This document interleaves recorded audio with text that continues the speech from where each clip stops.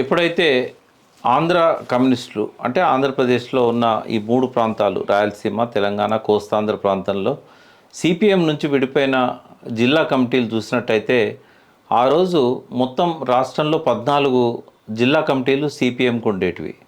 14 జిల్లా కమిటీలో 11 జిల్లా కమిటీలు సంపూర్ణంగా దేవులపల్లి వెంకటేశ్వరరావు, తరిమెల నాగిరెడ్డి పందాన్ని అనుసరించాయి. కేవలం 3 జిల్లాల కమిటీలు మాత్రమే పుచ్చలపల్లి సుందరయ్యతో ఉండిపోయినాయి కమిటీ నాయకత్వం అంతా.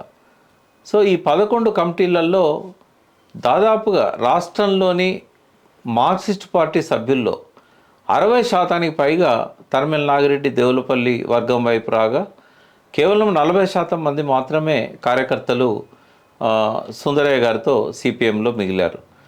నాగిరెడ్డి గారితో వచ్చిన కార్యకర్తల సంఖ్య దాదాపు 8,000 మందికి పైగా ఉంది. అంటే వీళ్ళంతా వివిధ కమిటీలలో సభ్యులు, ముఖ్య నాయకులు కూడా. సో ఒక రకంగా చెప్పాలంటే ఈ ఆంధ్రప్రదేశ్లోని కమ్యూనిస్టులలో ఎక్కువ మంది విప్లవాన్ని కోరుకున్నారు, విప్లవోద్యమం వైపు వచ్చారు, పార్లమెంటరీ పందాను నిరసించారు.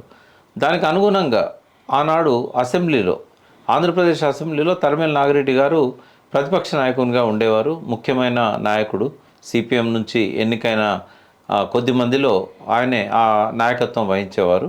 సో ఆ రోజు ఈ పార్లమెంటరీ పందా అనేది సరైనది కాదు, మేము దీంతోనే సిపిఎం నుంచి బయటకు వచ్చాం కాబట్టి ఈ పార్లమెంటరీ అనేది ఒక బూటకం, ఇది ఒక అసెంబ్లీలు, పార్లమెంటు ఈ రెండు కూడా బాతాకాని షాపులు. ఇక్కడ ఏ రకమైన ప్రయోజనం కూడా లభించదు, ప్రజలకు ఏ రకమైన న్యాయం మనం చేయలేము, వీటిని మనము ధిక్కరించి బహిష్కరించి బయటికి వచ్చి ప్రజలతో ఉంటే తప్ప నాయకత్వం అందించలేమని చెప్పి ఒక సుదీర్ఘమైన ఉపన్యాసాన్ని ఆంధ్రప్రదేశ్ శాసనసభలో స్పీకర్ అనుమతితోని వినిపించి తరిమెల నాగిరెడ్డి గారు తన శాసనసభ్యత్వానికి రాజీనామా చేసి రహస్య జీవితానికి వెళ్ళిపోయారు. తరిమెల నాగిరెడ్డి గారు తన శాసనసభ్యత్వానికి రాజీనామా చేసింది 1969 మార్చి 11వ తేదీన. ఆనాటి వారి ఉపన్యాసం ఎంతో చారిత్రాత్మకమైనది, కొన్ని లక్షల మంది యువకులను ఆలోచింపజేసింది, ఈ ప్రభావితం కూడా చేసింది, ఈ పార్లమెంటరీ భ్రమలను వారి మనస్సులో నుంచి తొలగించింది. అప్పటికి నీలం సంజీవరెడ్డి 2 పర్యాయాలు ఆంధ్రప్రదేశ్ ముఖ్యమంత్రిగా కొనసాగారు. నీలం సంజీవరెడ్డి గారికి స్వయాన తరిమెల నాగిరెడ్డి, వారిద్దరూ బామర్దుల వరుస, వీరి చెల్లెను వారు చేసుకున్నారు, ఆయన చెల్లెను ఈయన చేసుకున్నారు. సో రాయలసీమలో అటు సంజీవరెడ్డి ఒక వర్గానికి ప్రాతినిధ్యం వహిస్తే నాగిరెడ్డి గారు మరొక వర్గానికి ప్రాతినిధ్యం వహించారు. వీరిద్దరూ కూడా భూస్వామ్య వర్గం నుంచే వచ్చారు, కానీ నాగిరెడ్డి గారు పేద ప్రజల పక్షాన నిలిచారు. 69లో ఆయన త్యాగాలకు సిద్ధపడి మార్చి 11న శాసనసభను వదిలి ప్రజా జీవితంలోకి, రహస్య జీవితంలోకి వచ్చారు. 1976 జూలై 28న ఆయన మరణించే నాటి వరకు కూడా ఆయనే రహస్య జీవితంలో ఉన్నారు, లేదా అరెస్ట్ అయ్యి జైల్లో ఉండడం జరిగింది. ఆ విషయాలను మనం తర్వాత చెప్పుకుందాం. కానీ తెలంగాణలో ఒక కొత్త శకం ప్రారంభమైంది. నాట్ ఓన్లీ తెలంగాణ, ఆంధ్రప్రదేశ్ రాష్ట్ర విప్లవోద్యమాల చరిత్రలోనే 1969 ఒక కొత్త శకానికి నాంది పలికిన సంవత్సరం. 1969 నాటికి సిపిఐఎం పార్టీకి అధికార పత్రికగా జనశక్తి ఉండేది, సిపిఐకి విశాలాంధ్ర ఉండేది. సో ఈ జనశక్తి పత్రిక కూడా నాగిరెడ్డి గ్రూప్కే వచ్చింది, ఎందుకంటే దాని ఎడిటర్ కూడా నాగిరెడ్డి గ్రూప్తో భావసారూప్యత కలిగిన వ్యక్తి కాబట్టి ఆ జనశక్తి నాగిరెడ్డి గారి పార్టీ పత్రికగా, గ్రూప్ పత్రికగా, అంటే ఆంధ్రప్రదేశ్ కమ్యూనిస్ట్ విప్లవకారుల సమన్వయ కేంద్రం APCCCR అనే ఆ గ్రూప్కే ఈ పత్రిక కూడా రావడం జరిగింది. 69 ఫిబ్రవరి తర్వాత ఎప్పుడైతే చారు మజుందార్తో తెగతెంపులు చేసుకున్నారో, వీరి మధ్య చర్చలు 1968 అక్టోబర్లో జరిగినా కూడా చారు మజుందార్కు నాగిరెడ్డి గ్రూపు మధ్య 1969 ఫిబ్రవరిలో చారు మజుందార్ వీరిని బహిష్కరించిన తర్వాతనే వీరంతా కూడా మళ్ళీ నిర్మాణయుతమై తమ కార్యక్రమాన్ని ముందు తీసుకుపోవడానికి నిర్ణయం చేసుకున్నారు. సో దేవులపల్లి వెంకటేశ్వరరావు గారు తెలంగాణ సాయుధ పోరాటానికి ప్రత్యక్షంగా నాయకత్వం వహించిన వ్యక్తి. చాలామంది పొరపాటు పడేది ఏంటంటే ఆనాటి తెలంగాణ సాయుధ పోరాటానికి నాయకత్వం వహించిన సెక్రటేరియట్ సభ్యులు 5గురు ఉన్నారు. ఈ 5గురిలో ఆనాటి సిపిఐ కానీ సిపిఎం నాయకులు కానీ ముందుగా చెప్తున్న పేర్లు చంద్ర రాజేశ్వరరావు గారు, పుచ్చలపల్లి సుందరయ్య గారు, మాకినేని బసవ పున్నయ్య గారు, 4వ పేరు దేవులపల్లి వెంకటేశ్వరరావు, 5వ పేరు భీమిరెడ్డి నరసింహారెడ్డి అని చెప్తారు. కానీ వాస్తవానికి తెలంగాణలో ఉండి ఆ 5 ఏళ్ల పాటు పోలీసులకు చిక్కకుండా మొత్తం నాయకత్వాన్ని దగ్గరుండి నడిపించిన వ్యక్తులు దేవులపల్లి వెంకటేశ్వరరావు, ఆయనకు ముఖ్య అనుచరుడిగా ఆయనతో సమానమైన హోదాలో భీమిరెడ్డి నరసింహారెడ్డి గారు. అనేక నిర్బంధాలకు భీమిరెడ్డి నరసింహారెడ్డి గారు గురయ్యారు. దేవులపల్లి గారు ఎన్నడూ పోలీసులో చిక్కలేదు. ఆయన రహస్య జీవితంలోనే ఉంటూ ఆ పోరాటాన్ని ఆర్గనైజ్ చేశారు. ఆయన అవసరమైనప్పుడు ఆయుధం పట్టాడు. ఆయన ఎప్పుడూ సాయుధ పోరాట ప్రాంతంలోనే ఉన్నాడు. భీమిరెడ్డి నరసింహారెడ్డి మాత్రం ప్రారంభంలో ఒకసారి పాలకుర్తి ఐలమ్మ ధాన్యాన్ని రక్షించడానికి, విష్ణుడు దేశ్ముఖుల గుండాల నుంచి రక్షించడానికి అక్కడ ఉండి ఆయన పోలీసుల చేతి చిక్కినప్పుడు చాలా దారుణాతి దారుణంగా ఆయనని చిత్రహింసలకు గురి చేయడం జరిగింది. సో అది ఒక కమ్యూనిస్టు ఉద్యమాల చరిత్రలోనే అంత నిజాం కాలంలో జరిగింది. అది అంత తీవ్రంగా ఈ చిత్రహింసలకు గురి చేయడం అనేది చాలా అరుదుగా జరుగుతుంటుంది. బట్ ఆ కాలంలో అదే ఒక ప్రజలందరూ కూడా ప్రభుత్వాన్ని అసహించుకున్న సంఘటన. సో భీమిరెడ్డి ఇటు నిర్బంధాన్ని తట్టుకొని కూడా ఆయన నిలబడడం జరిగింది. ఆయన కూడా ఒక ఎగువ మధ్యతరగతి కుటుంబం నుంచి వచ్చినా కూడా ఆయన ప్రజల కోసం ఆయన నిలిచారు. కాకుంటే సిపిఎం నుంచి విడిపోయినప్పుడు మాత్రం భీమిరెడ్డి సుందరయ్య గారితో ఉండిపోయాడు. సో దేవులపల్లి వెంకటేశ్వరరావు గారు ఆయన ఒక్కడే విప్లవకారుల వైపు రావడం జరిగింది. సో ఆయనకున్న ఒక అనుభవం అంటే అదొక గొప్ప అనుభవం. ఎందుకంటే చైనా తరహాలో గ్రామీణ ప్రాంతాల్లో విప్లవోద్యమాన్ని ప్రారంభించి వేలాది మందితోనే ఆయుధాలు పట్టించి అటు రజాకార్లకు ఎదురు నిలిచి, నిజాం పోలీసులకు ఎదురు నిలిచి, చివరికి భారత సైన్యాన్ని కూడా 3 సంవత్సరాల పాటు ముప్పు తిప్పలు పెట్టిన ఆ చారిత్రాత్మకమైన పోరాటానికి ప్రత్యక్ష నాయకుడు కాబట్టి ఆయన నాయకత్వం అనేది ఆ రోజు అతి ముఖ్యంగా కమ్యూనిస్టులు భావించారు, ఇక్కడ విప్లవకారులు భావించారు. సో శ్రీకాకుళ గిరిజనోద్యమానికి కూడా చారు మజుందార్తో వారు అంటగాగేదాకా, అంటే చారు మజుందార్ గ్రూప్తోని చౌదరి తేజేశ్వరరావు వెళ్ళిపోయేదాకా దేవులపల్లి వెంకటేశ్వరరావు గారే ప్రత్యక్షంగా శ్రీకాకుళ గిరిజనోద్యమానికి నాయకత్వం వహించిన వ్యక్తి. సో వారికి ఉన్న అపారమైన అనుభవం ఈ ఖమ్మం, వరంగల్ జిల్లాల్లో విప్లవోద్యమాన్ని పునర్నిర్మాణం చేయడానికి, తెలంగాణ సాయుధ పోరాట పంథాను మళ్ళీ ఒకసారి అమలు చేయడానికి వారికి ఒక అరుదైన అవకాశం వచ్చింది. సో 1969 మార్చి నుంచే వారు తమ ప్రయత్నాలను ప్రారంభించారు. ముందుగా వారు కొన్ని డాక్యుమెంట్స్ సిద్ధం చేయడం జరిగింది. ఎందుకంటే ఏ పందాలో ముందుకు పోవాలి అనేది ఒక సిద్ధాంతం. ఆ సిద్ధాంతాన్ని రాతపూర్వకంగా రాసి అందరి ఆమోదం పొంది దాన్ని అమలు చేయాల్సిన అవసరం ఉంటుంది. కమ్యూనిస్ట్ పార్టీలో కేంద్రీకృత ప్రజాస్వామ్యం అనే దానికి చాలా విలువ ఉంటుంది. డెమోక్రటిక్ సెంట్రలిజం అని one of the important communist principle అది. అంటే డెమోక్రటిక్ సెంట్రలిజంలో ఏముంటుందంటే మెజారిటీ అంగీకరించినప్పుడు మైనారిటీ వారు అంగీకరించకపోయినా కూడా వారు ఆ పందాన్ని అనుసరించాలి, అవలంబించాలి. మెజారిటీ నిర్ణయానికి మైనారిటీ కట్టుబడి ఉండాలి. సో ఆనాడు తక్షణ కార్యక్రమం అనే ఒక కార్యక్రమాన్ని దేవులపల్లి వెంకటేశ్వరరావు గారు, వారిని డివి అనేవారు షార్ట్ ఫామ్లో, తరిమెల నాగిరెడ్డి గారిని టిఎన్ అనేవారు, చంద్రపుల్లారెడ్డి గారిని సిపి అనేవారు. సో ఈ షార్ట్ ఫామ్స్ అనేటి వాళ్ళు రహస్య జీవితంలో ఉన్నారు కాబట్టి ఆ పేర్లతో వారిని పిలిచేవారు. ఆ డివి గారు అందించిన తక్షణ కార్యక్రమం అనేది మరొక ధోరణికి, అంటే తెలంగాణ సాయుధ పోరాట కొనసాగింపు ధోరణికి బీజం వేసింది తెలంగాణలో. ఈ తక్షణ కార్యక్రమం అనే డాక్యుమెంట్ను ఎవరైతే ఈ 14 జిల్లా కమిటీలలో 11 జిల్లా కమిటీలు విభేదించి సిపిఎం నుంచి బయటపడ్డాయో వీళ్ళందరూ కూడా ఒక రాష్ట్ర కమిటీగా ఏర్పడి ఆంధ్రప్రదేశ్ కమ్యూనిస్టు విప్లవకారుల సమైక్యత కేంద్రం పేరుతోని, ఏపీసీసీసీఆర్ పేరుతోని వారు రాష్ట్ర కమిటీని ఏర్పాటు చేసుకొని ఆ రాష్ట్ర కమిటీలో ఈ తక్షణ కార్యక్రమాన్ని ఆమోదించారు. ఆమోదించిన తర్వాతనే దాన్ని ఖమ్మం ఏరియా కమిటీలో దాన్ని ప్రవేశపెట్టారు మే 25న.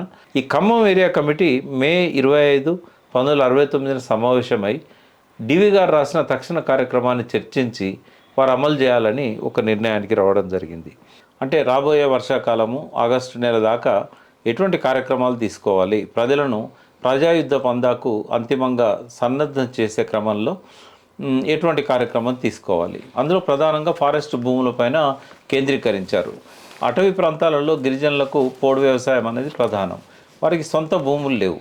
సో ఎక్కడైతే ఒక దట్టమైన అడవి లేదో అటువంటి చిట్టడవిలో వాటిని పొదలను నరికి కొంత భూమిని చదును చేసుకొని అక్కడ వ్యవసాయం చేయడానికి ఆ అటవీ ప్రాంతాల్లో ఉన్న గిరిజనులు గిరిజనేతరులకు కూడా ఒక అవకాశం ఇచ్చే విధంగా అప్పటి విప్లవకారులు వారికి బాస్టర్గా నిలబడి ప్రజలతోని ఆ భూమి దున్నే కార్యక్రమాన్ని, అడవి నరికి భూమి దున్నే కార్యక్రమాన్ని చేపట్టారు. అదేవిధంగా కొన్ని బంజరు భూములు ఉంటాయి. అంటే గ్రామాలలో సేద్యానికి అనుకూలంగా ఉన్నా కూడా సేద్యం చేయకుండా ప్రభుత్వ భూమిగా ఉండే బంజరు భూములు ఉంటాయి. ఈ బంచరాయి భూములు అంటారు, బంజరు భూములు అంటారు. ఇలాంటి భూములను కూడా వ్యవసాయం చేసుకోవడానికి మనం ఉపయోగించుకోవాలి అని చెప్పి ఆ ప్రోగ్రాం కూడా ఇవ్వడం జరిగింది తక్షణ కార్యక్రమంలో. అదేవిధంగా కూలీ రేట్ల పెంపు.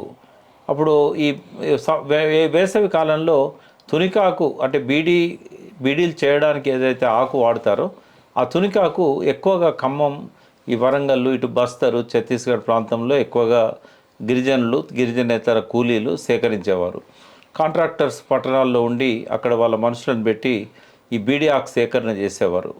ఒక 100 ఆకుల కట్టకు ఇంత అని చెప్పి కూలీని నిర్ణయించేవారు. ఆ కూలీ రేట్ల పెంపు కోసం, అదేవిధంగా ఆ ప్రాంతంలో ఉండే వ్యవసాయ కూలీ రేట్లు కూడా ఆ రోజుల్లో చాలా తక్కువగా ఉండేది. ఆడవారికి ఒక కూలీ, మగవారికి ఒక కూలీ.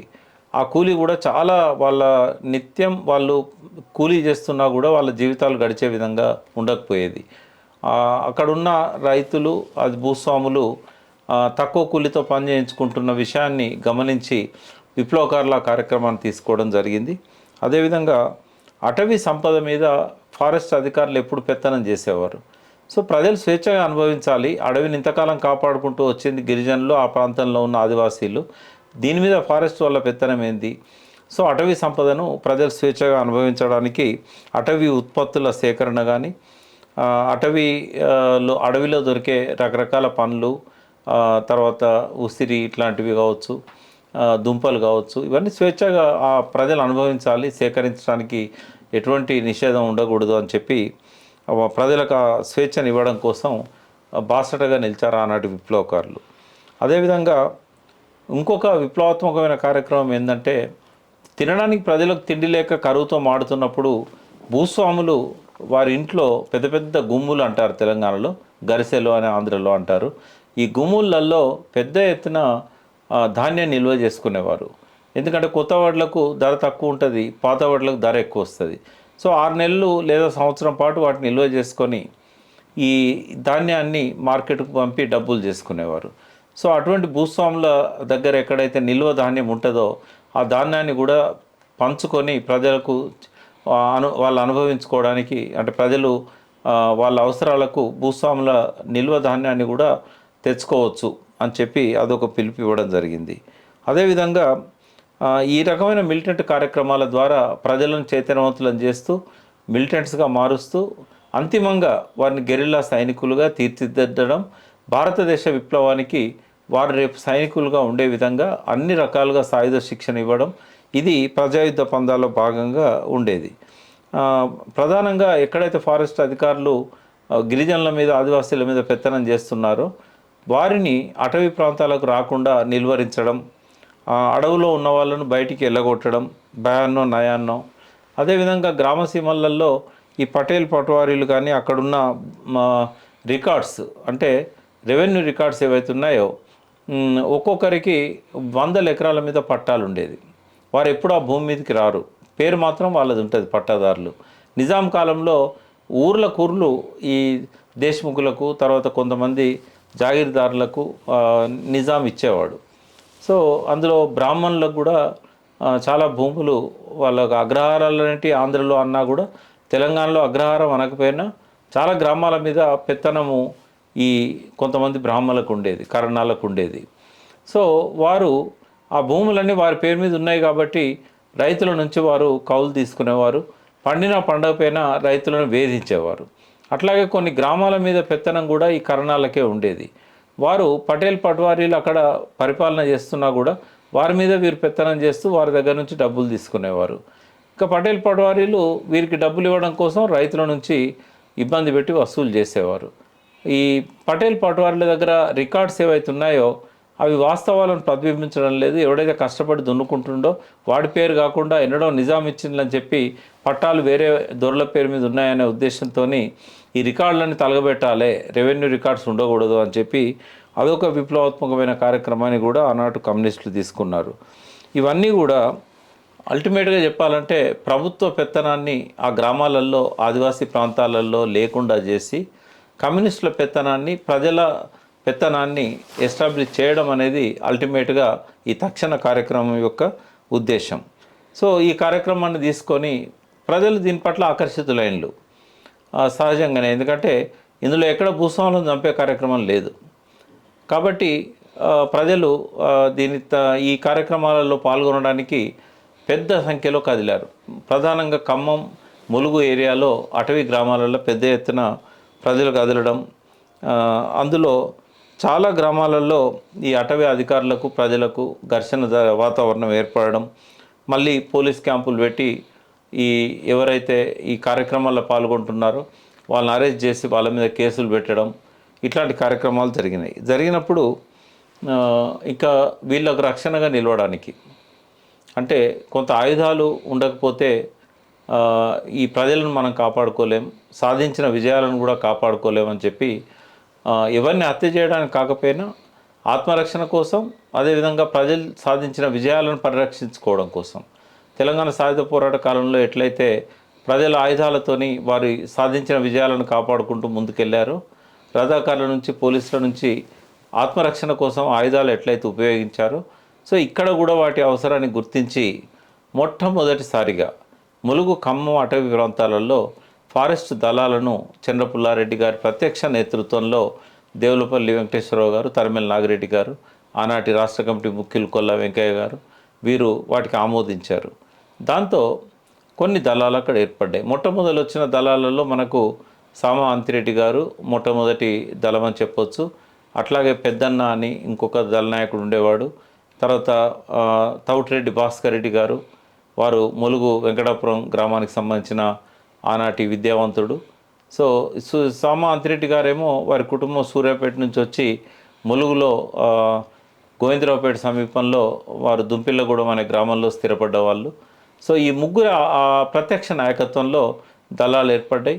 ఈ దళాలలో ఎంతోమంది, బత్తుల వెంకటేశ్వరరావు అనే ఒక ఖమ్మంలో సుప్రసిద్ధ న్యాయవాది కూడా ఆ ప్రాక్టీస్ వదిలేసి, యువ న్యాయవాది, ఆయన అడ్వకేట్ ప్రొఫెషన్ వదిలేసి అటవీలోకి వెళ్ళి ఈ దళంలో సభ్యుడు కాగలిగాడు.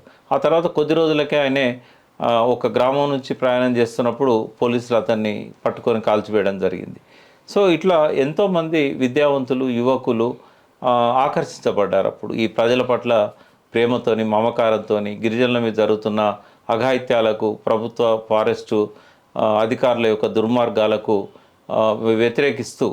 దుర్మార్గాలను వ్యతిరేకిస్తూ ఆ రోజు వారు సిద్ధపడ్డారు ప్రజల రక్షణ కోసం, తమంతట తాము జీవితాలను త్యాగం చేయడానికి. సో వారి నిరుపమాన త్యాగాలు ఆ తర్వాత కూడా ప్రజలు స్మరించుకున్నారు, వారు మరణించిన తర్వాత కూడా. సో ఈ దళాలలో చాలా కాలం పాటు అంతిరెడ్డి గారు, భాస్కర్ రెడ్డి గారు వీరంతా ఆ ప్రాంతంలో ప్రజలతో కలిసి ప్రజలు సాధించిన విజయాలను పరిరక్షించుకుంటూ ముందుకు సాగారు. సో 1969 చివరి నాటికి డిసెంబర్ నెలలో 19వ తేదీ 1969, డిసెంబర్ 19, 1969 నాడు రాష్ట్ర కమిటీ సమావేశం జరపాలనుకున్నది. ఈ సమావేశాన్ని మద్రాసులోని అన్నానగర్లో ఒక ఇంట్లో రహస్యంగా జరపాలని చెప్పి నాయకత్వం అంతా నిర్ణయించుకున్నది. ఒక ముఖ్య నాయకుడు ఆ ఇంటిని ఈ మీటింగ్ కోసం ఏర్పాటు చేయడం జరిగింది. సరిగ్గా మీటింగ్ రోజు ఉదయాన్నే పోలీసులు దాడి చేసి ముఖ్య నాయకులందరినీ అరెస్ట్ చేయడం జరిగింది. ఆ రోజు అరెస్ట్ అయిన వారిలో ఒక చంద్రపుల్లారెడ్డి గారు మాత్రమే అక్కడికి చేరుకోలేకపోయారు సమయానికి. ఆయన ఒక్కడే అరెస్ట్ నుంచి తప్పించుకున్నాడు. తరిమెల నాగిరెడ్డి గారు, దేవులపల్లి వెంకటేశ్వరరావు గారు, వారితో పాటుగా మిగిలిన రాష్ట్ర కమిటీ నాయకులు అందరూ కూడా ఆ రోజు మద్రాసులో అరెస్ట్ అయ్యారు. వాస్తవంగా చంద్రపుల్లారెడ్డికి ఈ దేవులపల్లి వెంకటేశ్వరరావు తరిమేల నాగిరెడ్డికి మధ్య విభేదాలు ఈ 1969 వేసవి కాలం నుంచే మొదలైనాయి. తక్షణ కార్యక్రమం అమలు చేసేటప్పుడు దళాలను ఆత్మరక్షణ కోసం ఉపయోగించాలని స్పష్టంగా ఉన్నా కూడా ఈ పెద్దన్న పేరుతో చంద్రపుల్లారెడ్డి గారు దళాలకు నేతృత్వం వహిస్తూ దాడులను ప్రోత్సహించారని, పగిడేరు అని ఇంకా కొన్ని గ్రామాలలో ఈ దాడులు చేయడం వల్ల కొంతమంది వేటకు వచ్చిన వాళ్ళ చేతుల్లోంచి తుపాకులు తీసుకోవడం, కొంతమంది ఇండ్ల మీద దాడులు చేసి బంగారము నగలు కూడా అపహరించడం, అంటే ప్రజలు భూస్వాముల ధాన్యాన్ని తెచ్చుకోవడం వరకే తక్షణ కార్యక్రమం అనుమతించింది. కానీ సాయుధ దాడులు చేసి ప్రజలను భయభ్రాంతులను చేసి భూస్వాములను వీళ్ళందరినీ నగలను దోచుకోవడం, ఇట్లాంటివన్నీ కూడా కొన్ని దిక్కుల హత్యలు కూడా చేయడం, ఇటువంటివన్నీ జరిగినాయి ఈ క్రమంలో. సరే, వాటిని చర్చించుకుందాం. ఈ పరిణామాలన్నీ వ్యక్తిగత ఆరోపణలు కావచ్చు, అదేవిధంగా తక్షణ కార్యక్రమం అమలుతో జరిగిన లోపాలు కావచ్చు, వీటి చర్చించుకొని మళ్ళీ ఒక మంచి కార్యక్రమంతో ముందుకు పోదాం, ఏవైనా తప్పులుంటే సవరించుకుందామని చెప్పి సదుద్దేశంతో ఏర్పాటు చేసిన ఆ సమావేశానికి ఈ పోలీసుల ద్వారా విఘాతం కలిగింది. సో అరెస్ట్ అయిన తర్వాత చంద్రపుల్లారెడ్డి గారు ప్రధాన నాయకత్వం అంతా జైల్లో ఉంది కాబట్టి జైల్లో ఉన్నవారు సరైన నాయకత్వం వహించలేరు, వాస్తవాలు వారికి అర్థం కూడా కావు. కాబట్టి తనకు తానే తన నాయకత్వాన్ని ప్రకటించుకొని ఈ కమిటీ నుంచి తను వేరుపడినాడు. ఈ కాలంలో 1969 జూన్ జూలై నుంచి డిసెంబర్ మధ్యకాలంలో ఈ జరిగిన పరిణామాలను సమీక్షించే క్రమంలో దేవులపల్లి వెంకటేశ్వరరావు గారు ఒక డాక్యుమెంట్ కూడా సిద్ధం చేశారు. ఖమ్మం ఏరియా విప్లవ ప్రజా ఉద్యమం ఎదుర్కొంటున్న సమస్యలు అనే ఒక డాక్యుమెంట్ కూడా ఆయనే రాసి తర్వాత కాలంలో విడుదల చేశారు. ఎక్కువ డాక్యుమెంట్స్ ఆయన జైల్లో ఉన్నప్పుడు రాయడం జరిగింది. సో సాయుధ దళాలు ములుగు ఏరియాలో ఒకటి దామోదర్ నాయకత్వాన కూడా ఒక దళం ఉండేది, భాస్కర్ రెడ్డి గారి నాయకత్వాన ఒక దళం ఉండేది, అంతిరెడ్డి గారి నాయకత్వాన మరో దళం ఉండేది. ఖమ్మంలో ఈ బత్తుల వెంకటేశ్వరరావు ఇంక మరికొందరు నాయకత్వాన దళం ఉండేది. బత్తుల వెంకటేశ్వరరావు చనిపోయిన తర్వాత అక్కడ దళాలు కొంత చిన్న భిన్నమైనాయి. అదేవిధంగా ములుగు ఏరియాలో కూడా దామోదర్ను చంపేశారు ఆ రోజుల్లోనే. తర్వాత ఈ దళాలలో కూడా కొంత ఈ రిక్రూట్మెంట్ అనేది తక్కువగానే ఉండేది. ప్రజల్లో ఎప్పుడైతే ఈ నాయకత్వం అంతా అరెస్ట్ అయ్యి ఒక పక్క పోలీసులు బాగా నిర్బంధాన్ని ప్రయోగించడం మొదలుపెట్టారు, పోలీస్ క్యాంపులు చాలా గ్రామాలలో అటవీ ప్రాంతాలలో పెట్టి పెద్ద ఎత్తున పోలీసులను దించారు. పోలీసులే కాకుండా మిలిటరీని కూడా దించడం జరిగింది. సో దాంతో కొంత ఈ వెనుక పట్టింది. ప్రజాయుద్ధ పందాలో భాగంగా తక్షణ కార్యక్రమం ఏదైతుందో అది కొంచెం వెనుక పట్టింది. ఒక స్తబ్దత ఆవరించింది. ఆ సమయంలో చంద్రపుల్లారెడ్డి తనకు తానుగా ఆయనే సిపిఐ ఎంఎల్ను ఆయన ఏర్పాటు చేసుకున్నాడు. సో ఈ ధోరణి అనేది తర్వాత కాలంలో ప్రజా సంఘాల కార్యక్రమాలకు పరిమితం అయిపోయినాయి. ప్రధానంగా ప్రజా సంఘాలలో విద్యార్థి సంఘాలు 1972-73 నాటికి ఉస్మానియా యూనివర్సిటీలో కానీ ఖమ్మం, వరంగల్ లాంటి పట్టణాల్లో కానీ పీడిఎస్ పేరుతోని ఒక విప్లవ పార్టీలలో ఉండేవాళ్ళు ప్రధానంగా అంటే సిపిఎం నుంచి ఎస్ఎఫ్ఐ పేరుతోనే ఏదైతే సిపిఎం పార్టీకి అనుబంధంగా విద్యార్థి సంఘం ఉండేది, సిపిఐకి అనుబంధంగా ఆల్ ఇండియా స్టూడెంట్ ఫెడరేషన్ అని ఏఐఎస్ఎఫ్ పేరుతో ఉండేది. తర్వాత అందులో నుంచి ఏర్పడ్డ ఎస్ఎఫ్, ఆ తర్వాత పీడిఎస్గా కొంతమంది అందులో నుంచి చీలిపోయారు. అంటే విప్లవోద్యమంలో వచ్చిన మార్పులు, ఆ పార్టీ నాయకుల్లో వచ్చిన చీలికలు, ఒక్కొక్క చీలికకు ఒక్కొక్క విభాగంగా ప్రజా సంఘాలు ఏర్పాటు మొదలైంది. సిపిఎం నుంచి బయటకు వచ్చిన వారు అనుబంధ సంస్థగా పీడిఎస్ని ఏర్పాటు చేసుకుంటే ఆ పీడిఎస్ఏ మళ్ళీ పీడిఎస్యుగా ఆర్ఎస్యుగా మారింది. అంటే చంద్రపుల్లారెడ్డి వర్గానికి ఒక ధోరణి, ఆర్ఎస్యు అంటే చారు మజుందార్ను అనుసరించిన వారిది మరొక ధోరణి. సో ఈ విప్లవోద్యమానికి విద్యార్థి సంఘాలు రిక్రూట్మెంటుకు అనుకూలంగా ఉండేవి. అంటే విద్యార్థులను విప్లవ భావాల వైపు ప్రభావితం చేస్తూ వారు ఈ అడవుల్లోకి పంపి దళాలలో చేర్పించడం అనేది ఒక కార్యక్రమంగా కొనసాగింది. అందుకే చాలామంది ఆర్ఎస్యులో ఈ గద్దర్ పాటల ద్వారా కానీ రకరకాల ఆ, ఈ భావావేశాలతోని ఆనాడు ఉన్న స్థానిక పరిస్థితులు వీటన్నిటిని దృష్టిలో పెట్టుకొని నక్సలిజం వైపు ఆకర్షించబడి ఆర్ఎస్యు ద్వారా రిక్రూట్ కాబడి ఆనాడు పీపుల్స్ వార్ పార్టీలో చేరిపోయేవారు. వాస్తవంగా 1980 ఏప్రిల్ 22న పీపుల్స్ వార్ పార్టీ ఏర్పడింది. సిపిఐఎంఎల్ పీపుల్స్ వార్ ఆంధ్రప్రదేశ్లో. అంతకంటే ముందు సిఓసి పేరుతో ఉండేది, సెంట్రల్ ఆర్గనైజింగ్ కమిటీ. అయితే ఈ పరిణామం మరొక ధోరణి, రెండు ధోరణులను మనం అనుకున్నాం కదా. సో ఈ ధోరణి గురించి చర్చించే ముందు ఈ జైల్లో ఉన్న నాయకత్వం, చంద్రపుల్లారెడ్డి వారి మనుగడ ఎట్లా కొనసాగిందనే దాని మీద ఈ రెండవ భాగాన్ని మనం పరిమితం అవుదాం. సో ఈ చంద్రపుల్లారెడ్డి బయట ఉండడం వల్ల ఆయన చాలా దూకుడుగా ప్రజా సంఘాలను ఏర్పాటు చేసుకుంటూ ముందుకెళ్ళాడు. రైతు కూలీ సంఘం కానీ, అదేవిధంగా యువజన సంఘాలు కానీ, ప్రోగ్రెసివ్ డెమోక్రటిక్ స్టూడెంట్స్ యూనియన్ పేరుతో పీడిఎస్యు కానీ, ఇవన్నీ కూడా చంద్రపుల్లారెడ్డి పందాను అనుసరిస్తూ ముందుకెళ్ళినాయి.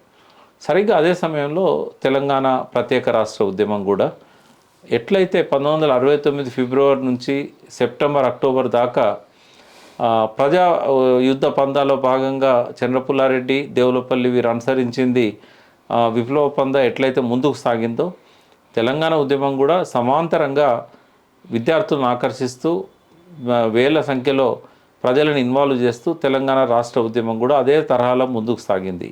69 సెప్టెంబర్ వచ్చే నాటికి చెన్నారెడ్డి, కొండా లక్ష్మణ్ బాపూజీ లాంటి ప్రముఖ నాయకులు అరెస్ట్ అయి రాజమండ్రి జైల్లో నిర్బంధించబడి, ఆ తర్వాత ఇందిరాగాంధీ కోరిక మేరకు బంగ్లాదేశ్ యుద్ధం జరుగుతుంది కాబట్టి, కాంగ్రెస్ పార్టీలో అంతర్గత చీలిక వచ్చింది కాబట్టి తెలంగాణ రాష్ట్ర ఏర్పాటు ఉద్యమాన్ని కొంత వాయిదా వేసుకోవాలని చెప్పి, ఇప్పుడు తానైతే ఏమీ చేయలేనని చెప్పి చేతులు ఎత్తేసిందో, దాంతో నిస్సహాయతతోని చెన్నారెడ్డి, కొండ లక్ష్మణ్ బాపూజీలు ఈ ఉద్యమాన్ని నిలిపివేశారో, ఇక్కడ కూడా DVTNల అరెస్టుతోని ఈ తీవ్ర విఘాతం కలిగింది. ప్రజాయుద్ధ పందా పేరుతో ఏదైతే ముందుకు సాగిన కార్యక్రమం ఉందో అది పూర్తిగా ఆగిపోయిందని చెప్పాలి. చంద్రపుల్లారెడ్డి బయట ఉన్నాడు కాబట్టి ఆయన ఏకపక్షంగా నిర్మాణాలను డెవలప్ చేసుకుంటూ, క్యాడర్నంతా తన వెనుక సమీకరించుకుంటూ, తెలంగాణ రాష్ట్ర ఉద్యమంలో నిరాశకు గురైన యువకులను తనతో పాటు ముందుకు తీసుకెళ్ళడానికి ఆయన ప్రయత్నం చేశాడు. ఆ క్రమంలోనే కూర రాజన్న, ఆ తర్వాత జనశక్తి నాయకునిగా ప్రజల్లో బాగా ప్రాచుర్యం గల విప్లవ నాయకుడు. ఆయనకు చాలా సిద్ధాంత ఆలోచనలు, తర్వాత సిద్ధాంతం పట్ల పూర్తి పట్టు, మార్క్సిజం లెనినిజం ఆలోచన విధానం పట్ల ఒక లోతైన అవగాహన, అట్లాగే నిరంతరం ప్రజలతో ఉండి పనిచేసే ఒక కష్టపడే మనస్తత్వం. ఎదుటివారు ఎంత వాదన పటిమ గలవారైనా తన సిద్ధాంతానికి అనుగుణంగా వారిని ఒప్పించగల నైపుణ్యం ఆయన సొంతం. సో అలాంటి లక్షణాలన్నీ కూర రాజన్న గారికి ఉండేది. చంద్రపుల్లారెడ్డి గారు ఏదైతే ప్రజాయుద్ధ పందా విషయంలో అవగాహన కల్పించారో, మార్క్సిజం లెనినిజం ఆలోచన విధానాన్ని అధ్యయనం చేయించారో, ఆయన పూర్తిగా దాని పట్ల ఆకర్షించబడి 1973 ప్రాంతంలో ఈ తెలంగాణ ఉద్యమానికి నాయకత్వం వహించిన నాయకులలో కూడా ఆయన ఇంజనీరింగ్ కాలేజీలో ఉండేవాడు, టెక్నాలజీ కాలేజీలో. సో ఆయన కూడా అర్ధాంతరంగా చదువును వదిలేసి చంద్రపుల్లారెడ్డి గారితో కలిసి ఈ విప్లవ రాజకీయాలను ముందుకు తీసుకెళ్లారు. సో తెలంగాణలో కూర రాజన్న ప్రభావం చాలా బలంగా ఉంటుంది. సో 1972-73లో మొదలైన ఆయన ప్రస్థానం ఈ రోజు వరకు కూడా కొనసాగుతూ ఉంది. అనేకసార్లు అరెస్ట్ అవుతూ మళ్ళీ రహస్య జీవితానికి వెళ్తూ ఆయన తన ప్రస్థానాన్ని కొనసాగించారు. వృద్ధాప్యంలో కూడా మరోసారి ఈ మధ్య అరెస్ట్ కావడం జరిగింది. సో కూర రాజన్నను మినహాయించిన విప్లవోద్యమ చరిత్ర లేదు తెలంగాణలో. సో ఆయన ద్వారా ప్రభావితమైన కొన్ని వేల మంది ఇప్పటికే అమరులైనారు, లేదా విప్లవోద్యమం నుంచి బయటకు వచ్చి ఉన్నారు. ఇంకా కొంతమంది విప్లవోద్యమంలో కొనసాగుతున్నారు. మిత్రా పేరుతో పాటలు రాసిన అమర్ ఆయన సొంత తమ్ముడు. ఆయన కూడా తనతో పాటు సమానంగా విప్లవోద్యమంలో ఎదిగాడు. రాష్ట్ర కమిటీ ముఖ్యునిగా వైఎస్ఆర్ చర్చలకు పిలిచినప్పుడు పీపుల్స్ వార్ తరఫున రామకృష్ణ హాజరైతే, జనశక్తి తరఫున హాజరైంది కూర రాజన్న సొంత తమ్ముడు అమర్. ఈ విషయాలు పరీక్షలో రాయాల్సిన అవసరం లేకపోయినా విద్యార్థుల అవగాహన కోసం, చరిత్రను అధ్యయనం చేసే వారి కోసం చెప్పడం జరుగుతున్నది. విప్లవకారులు తమ కుటుంబ సభ్యులను కూడా విప్లవోద్యమంలో భాగస్వాములను చేశారు. ఎందుకంటే దాన్ని ఒక పవిత్రమైన లక్ష్యంగా వారు భావించారు. అందుకే ముందు తమ కుటుంబంతోనే మొదలుపెట్టడం జరిగింది. చాలా కుటుంబాలు విప్లవోద్యమంలో భాగమైనాయి. ప్రజల పట్ల వాళ్ళకుండే మమకారం, ప్రేమ, మార్పు రావాలి. ఈ విప్లవం వస్తేనే ప్రజలందరూ కూడా ఒక సమానత్వాన్ని, స్వేచ్ఛను అనుభవిస్తారు, పేదరికం నుంచి బయటపడతారు. ఈ సంపద అంతా కొంతమంది చేతుల్లోనే ఉండడం వల్ల ఎక్కువ మంది ఇబ్బందులు పడుతున్నారు అనే శ్రామిక వర్గ విప్లవం కోసమే ఈ విప్లవోద్యమాలన్నీ కూడా మొదలైనాయి ఆ రోజుల్లో. ఆ రోజుల్లో ఎంతోమంది విద్యావంతులు, మేధావులు, డాక్టర్లు, అడ్వకేట్స్ ఇట్లాంటి వాళ్ళంతా కూడా విప్లవోద్యమంలోకి రిక్రూట్ అయినారు. ఆ తర్వాత కాలంలో మెల్లమెల్లగా ఈ విద్యావంతుల శాతం తగ్గుతూ గ్రామీణ ప్రాంతాల్లో నుంచి, ఆదివాసీ ప్రాంతాల్లో నుంచి నిరక్షరాస్యులు కావచ్చు, కొంత చదువు సంధ్యలు లేని యువకులు కావచ్చు, మామూలుగా కూలీ నాలి చేసుకునేవారు కావచ్చు, వారు పెద్ద సంఖ్యలో రిక్రూట్ కావడం జరిగింది. సో ఆ రకంగా గుణాత్మకమైన మార్పు కాలక్రమంలో విప్లవోద్యమంలో సంభవించింది. రోజు రోజుకు ఉద్దాన పతనాలతోని ఈ విప్లవోద్యమం ప్రస్థానం సాగింది. సో ఈనాటికి కూడా కొంత తెలంగాణలో బలహీనపడ్డా కూడా అక్కడక్కడ మనకు ఈ చంద్రపుల్లారెడ్డికి సంబంధించిన వాళ్ళ కార్యక్రమాలు మనకు కనబడుతూ ఉంటాయి. ప్రధానంగా విద్యార్థి సంఘాలు బలంగా ఉన్నాయి. రైతు కూలి సంఘాలు కొంత రాను బలహీనపడ్డా కూడా ఎమర్జెన్సీ అనంతరం ఒక ఉవ్వెత్తున విప్లవోద్యమం లేవడానికి దారితీసిన పరిస్థితులు, ఆనాటి నాయకత్వం, మనకు ప్రధానంగా సిరిసిల్ల, జగిత్యాల ప్రాంతాల్లో జరిగిన రైతాంగ తిరుగుబాట్లు, ఆనాటి భూస్వామ్య విధానం మీద వారు సాగించిన పోరాటాలు మన చరిత్రలో ఎప్పటికీ కూడా వీరి ఉద్యమం పట్ల ఒక గౌరవభావాన్ని తెచ్చిపెట్టేవిగా ఉంటాయి. వాస్తవంగా తెలంగాణ సాయుధ పోరాట కాలంలో నల్గొండలో, వరంగల్లో, కొంత ఖమ్మం ఏరియాలో, ఇక కరీంనగర్లో కూడా, కరీంనగర్కి, సిద్దిపేటకి యువతల వైపు ఉన్న గ్రామాలలో విప్లవోద్యమం యొక్క ప్రభావం చాలా గణనీయంగా ఉండేది. ఆ రోజుల్లో కరీంనగర్ జిల్లాలో అనభేరి ప్రభాకర్ రావు గారని ఒక విద్యావంతుడు దళాన్ని నిర్మించుకొని చివరి రోజుల్లో, అంటే పోలీసు చర్య కంటే కొంచెం ముందు ఆయన అందులో అమరులైనారు. సో ఆయన ఆధ్వర్యంలో చాలా విప్లవోద్యమం అక్కడ ముందుకు సాగింది. అనవేరి ప్రభాకర్ రావు గారు ఆ ప్రాంతంలోని యువకులను ఆకర్షించి అనేక దళాలు ఏర్పాటు చేయడం జరిగింది. అదేవిధంగా సిరిసిల్లకు సంబంధించి తర్వాత కరీంనగర్ ప్రాంతంలో కూడా కొంత విప్లవోద్యమ ప్రభావం ఉండేది. కానీ భూస్వాముల ఆగడాలు తగ్గలేదు అప్పుడు. ఎందుకంటే చివరి రోజుల్లో పోలీస్ చర్య కంటే కొద్ది రోజుల ముందే కరీంనగర్ ప్రాంతంలో విప్లవోద్యమం వ్యాపించింది.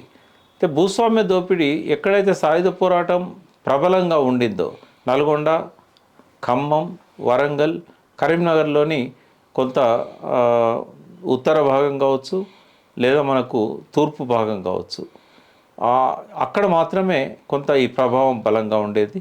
భూస్వాముల దోపిడీ అనేది చాలా వరకు తగ్గింది.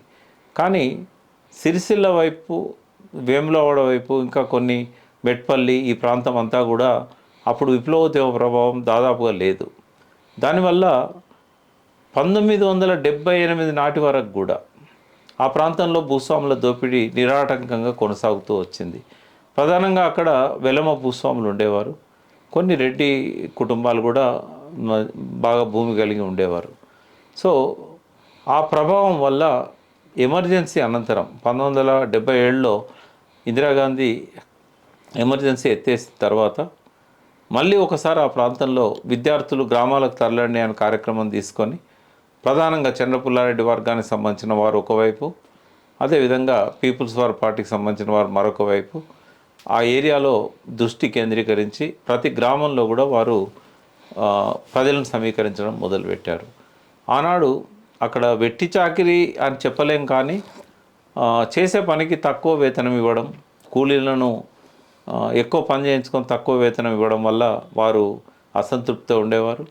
తర్వాత రకరకాల పనులలో వారికి సరిగా కూలీ ఇవ్వకపోవడం కావచ్చు, తర్వాత భూములను రకరకాల కారణాలతో కాజేయడం, రైతుల భూములను భూస్వాముల చేతుల్లో పెట్టుకోవడం, కౌలుకు సంబంధించిన వేధింపులు కావచ్చు, ఇతరత్ర ఆ భూస్వామ్య దోపిడీ అనేది ఎక్కువ సంఖ్యలో అక్కడ జరిగేది. ఎక్కువ మంది భూస్వాములు ప్రజలను పీడించేవారు.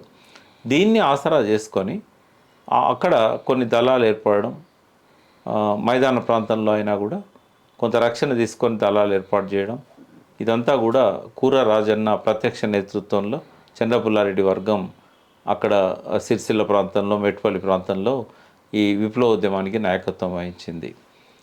ఉస్మానియా యూనివర్సిటీ నుంచి విద్యార్థి నాయకుడిగా ఉన్న తులా రాజేందర్ లాంటి వాళ్ళు, అదేవిధంగా వేములవాడ లాంటి ప్రాంతాల నుంచి ముదాం రాములు, ఇంకా కొంతమంది పుల్లన్న పేరుతో ప్రసిద్ధుడైన మరొక నాయకుడు, వీరంతా కూడా ఆ ప్రాంతం నుంచి విద్యార్థులుగా వచ్చి ఆ తర్వాత దశాబ్దాల పాటు దళ నాయకులుగా, దళాలకు నేతృత్వం వహించిన ముఖ్య నాయకులుగా ఆ విప్లవోద్యమాన్ని ముందుకు నడిపారు. బీడీ ఆకు సమ్మెల దగ్గర నుంచి సమాన వేతనం ఇవ్వాలి, కూలీ రేట్లు పెంచాలి, భూస్వామ్య దోపిడీని నశించాలి, భూస్వాముల చేతుల్లో అక్రమంగా స్వాధీనం చేసుకున్న ప్రజల భూములు తిరిగి తీసుకోవాలి, ఈ వెట్టి చాకిరీ అనేది ఉండకూడదు, భూస్వాముల దౌర్జన్యాలు అనేటివి సాగకూడదు, ప్రజలను విచ్చలవిడిగా కొట్టేవారు, దాడులు చేసేవారు, కొంత మహిళల మీద అఘాయిత్యాలు జరుగుతూ ఉండేది. ఇట్లాంటి విషయాలన్నీ, అదేవిధంగా పోలీసులకు ఆశ్రయం ఇస్తూ పోలీసులకు పట్టించడం, అక్రమ కేసులు పెట్టించడం, జైళ్ళల్లో పెట్టడం, ఇట్లాంటి దుర్మార్గాలు కూడా దొరలు చేస్తుండేవారు. తర్వాత వారికి నచ్చని వ్యక్తులు లేదా వారికి ఎదురు తిరుగుతున్నారన్న వ్యక్తులను ఇల్లు తలగబెట్టడం కావచ్చు, వారిని నానా రకాలుగా ఇబ్బందులకు గురి చేయడం కావచ్చు, ఆర్థిక నష్టం కలిగించడం కావచ్చు, ఇట్లాంటివి కూడా వారు చేస్తుండేవారు. సో తెలంగాణ సాయుధ పోరాట కాలంలో ఆ ప్రభావం బలంగా ఉన్న కాడ భూస్వాముల దోపిడీ అంతమైనా కూడా ఈ కరీంనగర్ ఈ దక్షిణ భాగం వైపు ప్రధానంగా మెట్పల్లి, సిరిసిల్ల ప్రాంతాలలో ఈ దుర్మార్గాలు 78, 79 దాకా కొనసాగినాయి. సో అక్కడ ఈ దోపిడీని అంతం చేయడం లోపల, భూస్వాముల నుంచి ప్రజలను కాపాడడం లోపల విప్లవకారులు విజయవంతమైనారు. అదే సమయంలో చెన్నారెడ్డి గారు ముఖ్యమంత్రి అయినారు. సో అక్కడి దొరలు, అక్కడి జాగీర్దారులంతా చెన్నారెడ్డి దగ్గరకు వచ్చి, మీరే మమ్మల్ని కాపాడాలి, ఈ విప్లవకారులు అక్కడ ఉండడం వల్ల మేము ఉండలేకపోతున్నాం, మేమంతా పట్టణాల్లో ఉండాల్సి వస్తున్నది అని చెప్పి కల్లోలిత ప్రాంతాల చట్టం కింద ఈ సిరిసిల్ల, జగిత్యాలను కల్లోలిత ప్రాంతాలుగా ప్రకటింపజేసి చాలా గ్రామాల్లో పోలీస్ క్యాంపులు పెట్టి ఈ విప్లవకారులను రాకుండా కట్టడి చేయడం, మళ్ళీ భూస్వాములకు వారు తిరిగి స్వాధీనం చేయడం భూములను, ఇట్లాంటివన్నీ కూడా ఆ కల్లోలిత ప్రాంతం పేరుతోని చెన్నారెడ్డి ప్రభుత్వం అక్కడ తీవ్ర నిర్బంధాన్ని అమలు చేస్తూ మరొకసారి భూస్వాములకు అండగా నిలబడింది. సో విప్లవకారులు రహస్య జీవితానికి వెళ్ళాల్సి వచ్చింది. చాలామంది విద్యార్థులు పూర్తి స్థాయి విప్లవకారులుగా వారి ప్రయాణాన్ని, వాళ్ళ ప్రస్థానాన్ని మొదలుపెట్టడం జరిగింది. సో ఇది ఒక ఆరని జ్వాలల 1990-95 దాకా కొనసాగింది. ఆ తర్వాత కోవర్ట్ ఆపరేషన్ల పేరుతోని ప్రజల్లో కూడా ఆర్థిక సమస్యలు ఎక్కువ కావడం, డబ్బుకు ఇబ్బంది పడే పరిస్థితి రావడం. సో అటువంటి సమయంలో పోలీసులు కొంతమందిని విప్లవ గ్రూపుల్లోకి పంపించడం, వారి ద్వారా కోవర్ట్ ఆపరేషన్లు చేసి చాలామందిని చంపివేయడం, ఇట్లాంటివన్నీ కూడా తర్వాత కాలంలో జరిగినాయి. సో చంద్రపుల్లారెడ్డి నేతృత్వంలోని ఈ విప్లవోద్యమం 1990 నాటికి, 90-95 నాటికి తెలంగాణలో దాదాపుగా సన్నగిల్లింది. ఒక సమయంలో సిరిసిల్ల నుంచి ఎన్వి కృష్ణయ్య అనే ఒక అభ్యర్థిని ఇండిపెండెంట్గా నిలబెట్టి వారు గెలిపించడం జరిగింది. సో చంద్రపుల్లారెడ్డి వర్గం ఎన్నికలను బహిష్కరించలేదు, ఎన్నికలను కూడా ఒక పోరాట రూపంగా భావించింది. కాబట్టి వారు ఎన్నికలలో భాగస్వాములు అవుతూనే, అభ్యర్థులను నిలబెడుతూనే విప్లవ ప్రచారాన్ని చేసేవారు. అంటే నిర్బంధం తీవ్రంగా ఉన్నప్పుడు తమ ప్రచారాన్ని కొనసాగించడానికి, ప్రజలకు చేరువ కావడానికి ఎన్నికలను ఒక సాధనంగా ఆనాటి చంద్రపుల్లారెడ్డి వర్గం ఉపయోగించుకున్నది. ఆ విధంగానే సిరిసిల్లలో ఎన్వి కృష్ణయ్యను గెలిపించుకోవడం జరిగింది. సో ఇది క్లుప్తంగా చంద్రపుల్లారెడ్డికి సంబంధించింది. సో వారి ఆధ్వర్యంలో ఏర్పాటు చేసిన కూర రాజన్న ప్రత్యక్ష నేతృత్వంలో ముందుకు సాగిన విప్లవోద్యమంలో పౌర హక్కుల సంఘంలో వారు పీపుల్స్ వార్ గ్రూపుకు సంబంధించిన వారితో కలిసి భాగస్వాములై చాలా కాలం వరకు కొనసాగారు. డాక్టర్ బాలగోపాల్ నేతృత్వంలో, అంతకంటే ముందు ప్రదీప్ నాయకత్వంలో, బూర్గుల ప్రదీప్ నాయకత్వంలో ఈ పౌర హక్కుల సంఘాలు పనిచేశాయి. కేజీ కన్నాభిరాల్ లాంటి వాళ్ళు ముఖ్యులు. అందులో చాలామంది ప్రతిపాటి వెంకటేశ్వర్లు కావచ్చు, ఇట్లాంటి వాళ్ళంతా కూడా ఈ పౌర హక్కుల సంఘాల్లో పనిచేసి ప్రజలకు హక్కుల పట్ల రక్షణ కల్పించడం, హైకోర్టు హేబియస్ కార్పస్ పిటిషన్స్ అట్లాంటివి వేయడం, అదేవిధంగా నిజ నిర్ధారణ కమిటీలు, ఎక్కడైనా బూటకపు ఎన్కౌంటర్లు జరిగిన తర్వాత నిజ నిర్ధారణ కమిటీలు ఇట్లాంటివి ఏర్పాటు చేసి పోలీసుల దురాఘాతాలను బయటికి తీసుకురావడం, ఇట్లాంటివన్నీ కూడా పౌర హక్కుల సంఘాలు నిర్వహించినాయి. ప్రజా ఉద్యమాలకు బాస్టర్గా నిలిచినాయి. అదేవిధంగా పీడిఎస్యు విద్యార్థుల సమస్యలకు మాత్రమే పరిమితం కాకుండా ఒక రకంగా విప్లవోద్యమంలోకి విద్యార్థులను రిక్రూట్ చేసే ఒక సంస్థగా పీడిఎస్యు పనిచేసింది. విద్యార్థుల అన్ని సమస్యలను వారు టేకప్ చేస్తూనే విద్యార్థుల్లో విప్లవ భావాలను కలిగించడానికి పాటల ద్వారా, వారి ఉపన్యాసాల ద్వారా, రకరకాల సాహిత్యం ద్వారా ఇటు ఉస్మానియా యూనివర్సిటీ కానీ, అటు ఖమ్మం, వరంగల్ ప్రధాన పట్టణాల్లోని డిగ్రీ కళాశాలలో కానీ పీడిఎస్యు చాలా బలంగా ఉండేది. ఎప్పుడు ఏబీవీపీతో ఘర్షణ వాతావరణం ఉండేది. ఈ అఖిల భారత విద్యార్థి పరిషత్ వారికి ఈ విప్లవ భావాలు నచ్చవు. వారి హిందూ మత సిద్ధాంతము, ఈ భావజాలం ఏమో పీడిఎస్యుకు నచ్చదు. రెండు సమాంతర ధోరణులు విద్యార్థుల్లో ఉండేవి. కొంతమంది భూస్వాముల పిల్లలు ఇట్లాంటి వాళ్ళు ఏబీవీపీ వెనకాల ప్రభావితమై వారి శ్రేణుల్లో ఉండేవారు. విప్లవ భావాలు ఆదివాసీ కుటుంబాల నుంచి వచ్చిన వారు, ఎక్కువగా దళిత బహుజన కుటుంబాల నుంచి వచ్చిన వారు, కొంతమంది అగ్ర కులాలకు సంబంధించిన వారు కూడా పీడిఎస్యులో నాయకత్వ స్థానాల్లో ఉండి ఈ ఉద్యమాన్ని నడిపించేవారు. ఈ రెండు ధోరణులే ప్రధానంగా ఉస్మానియా, కాకతీయ యూనివర్సిటీలలో, ఇతర విద్యార్థి సంస్థల్లో ప్రధానంగా కొనసాగినాయి. పీడిఎస్యు వెనకాల ఉన్న విద్యార్థులను, అదేవిధంగా చంద్ర పుల్లారెడ్డి ఆధ్వర్యంలోని రాష్ట్ర కమిటీ నాయకులను ఎంతోమందిని ప్రభుత్వం ఎన్కౌంటర్ల పేరుతోని బూటకపు ఎన్కౌంటర్లో చంపేసింది. మనం వరుసగా కాలక్రమాన చూసినట్టయితే, వరుసగా చూస్తే 1974-75 ప్రాంతంలోనే విద్యార్థి ఉద్యమంలో చురుకైన పాత్ర వహించిన జంపాల చంద్రశేఖర్ ప్రసాద్ పీడిఎస్యుకు ఒకనొక ముఖ్య నాయకుడు. ఆయనను ఎమర్జెన్సీ సమయంలో అరెస్ట్ చేసి బూటకపు ఎన్కౌంటర్లో చంపేశారు. ఎమర్జెన్సీలోనే ఒక ప్రముఖ నాయకుడు పుట్లపల్లి రామనర్సయ్య, ఇతంది మా సమీప గ్రామం, వరంగల్ జిల్లా ములుగు తాలూకా గుంటూరుపల్లె గ్రామం, రామప్ప ఉన్న పాలంపేట పక్కనే ఉంటుంది. రామనర్సయ్య గారు తెలంగాణ సాయుధ పోరాట కాలంలో సూర్యాపేట ప్రాంతం నుంచి అక్కడ విప్లవోద్యమం నిర్మాణం కోసం వచ్చారు. ఆయన కూడా దేవులపల్లి వెంకటేశ్వరరావు, తరిమెల్ నాగిరెడ్డి, చంద్ర పుల్లారెడ్డితో పాటు సమాన స్థాయి కలిగిన నాయకుడు. చారు మజుందార్తో విభేదించి వచ్చిన రాష్ట్ర నాయకత్వంలో ఆయన కూడా ప్రధానమైన వ్యక్తి. ఈ రామనర్సయ్య గారు ప్రజల్లో బాగా పలుకుబడి ఉన్న నాయకుడు.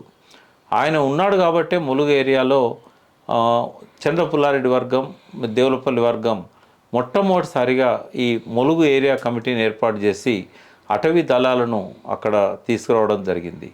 1967 శాసనసభ ఎన్నికల్లో మార్క్సిస్ట్ పార్టీ అభ్యర్థిగా రామనర్సయ్య గారు పోటీ చేసి ప్రధాన అభ్యర్థిగా నిలిచారు. సో అటువంటి వ్యక్తి, బాగా ప్రజాదరణ ఉన్న వ్యక్తి, ఒక ముఖ్యమైన నాయకుడు, ఆనాటి విప్లవ నాయకత్వంలో ప్రజలతో నిత్య సంబంధాలు కలిగిన నాయకుడు. ఆయన అండ చూసుకొనే ఆ రోజు చంద్రపుల్లారెడ్డి గారు ములుగు ఏరియా ప్రాంతంలో రహస్య జీవితం గడిపేవారు. అటువంటి వ్యక్తిని 1976లో అక్రమంగా నిర్బంధించి, ఆయనతో పాటుగా ఇంకా కొంతమందిని, కొల్లిపర రామనరసింహారావు అని, నీలం రామచంద్రయ్య అని అంతకుముందు ఎమ్మెల్సీగా ఉండేవారు, రాయలసీమ ప్రాంత నాయకుడు. కొల్లిపర రామనరసింహారావు గారు ప్రముఖ నిర్మాత దర్శకుడు కేబి తిలక్ గారి సోదరుడు. సో వీళ్ళను దారుణంగా చిత్రహింసలు పెట్టి పాకాల గెస్ట్ హౌస్లో రోజుల పాటు చిత్రహింసలు చేసి చంపేయడం జరిగింది బూటకపు ఎన్కౌంటర్లలో. ఈ రకంగా క్రమక్రమంగా ప్రధాన నాయకత్వాన్ని ఆనాటి ప్రభుత్వం కాల్చివేసింది. అయినా కూడా ఎప్పటికప్పుడు విప్లవకారులు పుట్టుకొస్తూనే ఉన్నారు. ఒక వీరుడు మరణిస్తే వేల కొలది ప్రభవితురు అనేది ఆనాడు ఎందరినో ఉత్తేజపరిచిన నినాదం. అదేవిధంగా అరచేతిని అడ్డుపెట్టి సూర్యకాంతి నాపలేరు, అరెస్టులు ఎన్కౌంటర్లు విప్లవాన్ని అడ్డుకోవు అని చెప్పి ఆనాడు ప్రముఖ నినాదాలు విప్లవకారులు ఇచ్చేవారు. సో ఆ విప్లవకారులు ఇచ్చిన నినాదాలు, జన్నాట్య మండలి కళాకారుడు గద్దర్ లాంటి వాళ్ళు పాడిన పాటలు, అదేవిధంగా చంద్రపుల్లారెడ్డి వర్గానికి సంబంధించిన సాంస్కృతిక విభాగం కూడా ఉండేది. అరుణోదయ సాంస్కృతిక సంస్థ. రామారావు చాలా ప్రముఖ గాయకుడు, ఈ మధ్యనే మరణించారు. విమలక్క ఇప్పటికీ ఆమె పాడుతూనే ఉంది. తెలంగాణ ఉద్యమంలో కూడా ప్రముఖంగా విమలక్క పాటలను మనం చూడొచ్చు. సో వీళ్ళంతా కూడా అరుణోదయ కళాకారులు కూడా ప్రజలను ఉత్తేజపరిచేవారు, విప్లవోద్యమం వైపు ఆకర్షించేవారు. సో ఈ ప్రస్థానం ఇలా కొనసాగుతూనే ఉంది. ఉద్దాన పతనాలలో ఇప్పుడంతా పతనావస్థలో ఉంది. దాదాపుగా కొంతకాలం నుంచి దాదాపు ఉనికి పూర్తిగా లేకుండా పోయిందని చెప్పొచ్చు తెలంగాణలో. అటు చంద్రపుల్లారెడ్డి వర్గం అనేక రకాల చీలికలకు గురైంది. జనశక్తిలో మొట్టమొదటి చీలిక జనశక్తి పేరుతో ఉండేది, సిపిఐఎంఎల్ జనశక్తి. అంతకుముందు జనశక్తి పత్రిక సిపిఎం పార్టీకి వచ్చినా కూడా సిపిఎం తర్వాత విప్లవకారులకు వచ్చింది. తర్వాత అది చంద్రపుల్లారెడ్డి వర్గం వాళ్ళు కొంతకాలం అది దేవులపల్లి ఆధ్వర్యంలో జనశక్తి పత్రిక నడిచింది. తర్వాత మెల్లగా అది జనశక్తి గ్రూప్ పేరుతోని అది సిపిఐఎంఎల్ చంద్రపుల్లారెడ్డి వర్గానికి పరిమితమైంది. రాజన్నను జనశక్తి పేరుతోనే ప్రజలు గుర్తించే పరిస్థితి వచ్చింది. జనశక్తి రాజన్న అంటారు. సో ఆ జనశక్తిలో మళ్ళీ అనేక చీలికలు వచ్చాయి. జాతీయంగా వీరు దేశవ్యాప్తంగా ఉన్న కొన్ని గ్రూపులతో కలిసి పనిచేశారు. సత్యనారాయణ సింగ్తో కలిసి పనిచేశారు, ఫణి బాగ్చితో కలిసి పనిచేశారు. ఫణి బాగ్చి గారు అంటే చంద్రపుల్లారెడ్డి గారి మరణానంతరం 1984లో అక్టోబర్ మాసంలో చంద్రపుల్లారెడ్డి గారు మరణించారు. వారు మరణించిన తర్వాత ఈ గ్రూప్కు కేంద్ర కమిటీలో ఫణి బాగ్చి అనే అతను నాయకత్వం వహించాడు. కొంతకాలం రామచంద్రన్ అనే వ్యక్తి నాయకత్వం వహించాడు. సో జాతీయ స్థాయిలోనే అనేక సార్లు చీలికలకు గురైంది. సిద్ధాంత విభేదాలు కావచ్చు, వారి మధ్య ఉన్న వ్యక్తిగత విభేదాలు కావచ్చు, ఈ చీలికలకు దారితీశాయి. సో ఇక్కడ మనం తెలంగాణలో చూసినట్టయితే, ఎందుకంటే విద్యార్థులకు సిలబస్ తెలంగాణ వరకే ఉంటుంది కాబట్టి, తెలంగాణలో జనశక్తి రాజన్న వర్గం అని పుల్లారెడ్డి అనంతరం, చంద్రపుల్లారెడ్డి అనంతరం జనశక్తి రాజన్న వర్గంగా పేరు పొందింది. ఈ జనశక్తి రాజన్న వర్గంలో నుంచి న్యూ డెమోక్రసీ అనేది మరొక విభాగంగా విడిపోయింది. ఈ న్యూ డెమోక్రసీలో ఖమ్మం జిల్లాకు సంబంధించిన ప్రముఖ నాయకులు రాయల బోస్ అని వారి సోదరుడు, అదేవిధంగా ఖమ్మం జిల్లా నాయకులు కొంతమంది, అప్పటి విద్యార్థి ఉద్యమంలో నుంచి ముందుకొచ్చిన నాయకులు కొంతమంది, వీరంతా కలిసి New Democracy, CPI ML New Democracy, CPI ML Janashakti, ఇట్లా రెండు వర్గాలుగా విడిపోవడం జరిగింది. ఈ విడిపోయిన వాళ్ళు మళ్ళీ కొంతమందితో కలవడం, మళ్ళీ విడిపోవడం, ఈ చీలికలు ఇట్లాగే కొనసాగుతూ వచ్చాయి. అంతిమంగా ఈ చంద్రపుల్లారెడ్డి వర్గం, జనశక్తి రాజన్న పేరుతో కొనసాగుతున్న వర్గం కోలుకోలేని దెబ్బ తగిలింది ఎప్పుడు అంటే, మారోజు వీరన్న కులవర్గ సిద్ధాంతాన్ని తెచ్చి ముందు పెట్టాడు. అప్పటికే విప్లవకారుల్లో ఇటు సిపిఎం పార్టీలో కూడా చాలామందికి ఈ అభిప్రాయం ఉండేది. భారతదేశం ఓన్లీ వర్గాలుగానే విభజించబడలేదు కాబట్టి మార్క్సిజాన్ని యథాతథంగా ఇక్కడ అమలు చేయడం చాలా కష్టం. ఇక్కడ అన్ని కులాలుగా చీలిపోయి ఉన్నాయి, సమాజం అంతా కులాలుగా చీలిపోయింది. అట్టడుగున ఉన్న దళితులు, బహుజన వర్గాలు నిలువు దోపిడీకి గురవుతున్నారు. దోపిడీకి గురవుతున్న వర్గాలు ప్రధానంగా విప్లవోద్యమంలోకి రావాల్సిన అవసరం ఉంది. కాబట్టి వర్గాలుగా కాదు, మనం కులాలుగా ప్రజలను ఐక్యం చేయాల్సిన అవసరం ఉంది అని చెప్పి కుల వర్గ సిద్ధాంతాన్ని, వర్గాన్ని విస్మరించకూడదు, అదే సమయంలో కులాన్ని కూడా విస్మరించకూడదు అని చెప్పి కులవర్గ సిద్ధాంతాన్ని మారోజు వీరన్న ముందుగా తీసుకురావడం జరిగింది. ఇది ప్రధానంగా జనశక్తి రాజన్న వర్గంలో ఆయన చర్చకు పెట్టడం జరిగింది. చాలాసార్లు రోజుల కొద్దీ ఈ గ్రూప్ మధ్య చర్చలు జరిగాయి, అంతర్గత పోరాటం అనేది జరిగింది వీరన్నకు, రాజన్నకు. వీరన్నను సమర్థించేవారు ఎక్కువగా ఉత్తర తెలంగాణ ప్రాంతంలోని అటవీ దళాలు, ఫారెస్ట్ ఏరియా, ఇంతకుముందు మనం చెప్పుకుంటున్నట్టుగా చంద్రపుల్లారెడ్డికి కీలకంగా ఉన్న ఖమ్మం, ములుగు ప్రాంతంలోని దళాలు ఎక్కువగా వీరన్న సిద్ధాంతాన్ని అనుసరించడం జరిగింది. ఇదే సిరిసిల్ల తర్వాత కరీంనగర్ జిల్లాలోని కొన్ని ప్రాంతాల్లో బలంగా ఉన్న రాజన్న వర్గం, ఆయన రాజన్నది స్వగ్రామం సిరిసిల్ల ప్రాంతంలోనే ఉంటుంది కాబట్టి మొదటి నుంచి కూడా ఆయనకు అక్కడ పట్టు ఎక్కువ ఉంది. అమర్ ప్రత్యక్ష నాయకత్వం వహించేవాడు. సో ఆ ప్రాంతంలో ఉన్న గ్రూపులు రాజన్నను అనుసరించాయి. తర్వాత రాజన్న ప్రత్యక్ష నేతృత్వంలో రిక్రూట్ అయిన కొంతమంది నాయకులు, పుల్లన్న కావచ్చు, ఇంకా కొంతమంది నాయకులు కావచ్చు, వీరు రాజన్న వైపే ఉన్నారు. సో నిట్ట నిలువున జనశక్తి వర్గం చీలింది 1997లో. వీరన్న తన అనుచరులందరితో ఆయన కులాలుగా ఐక్యం చేస్తూ ఈ ఆదివాసీలను ఆదివాసీ హక్కుల పోరాట సమితి అని ఏర్పాటు చేసి తుడుందెబ్బ అని పెట్టడం జరిగింది.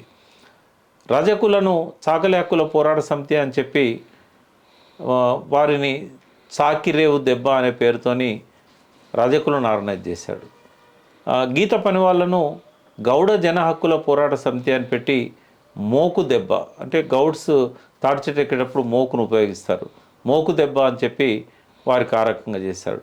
లంబాడి హక్కుల పోరాట సమితి అని పెట్టి వారికి ప్రత్యేకంగా బంజారాలందరినీ కూడా ఆ బ్యానర్తోని బెల్లయ్య నాయక్ నేతృత్వంలో ఆర్గనైజ్ చేయడం జరిగింది.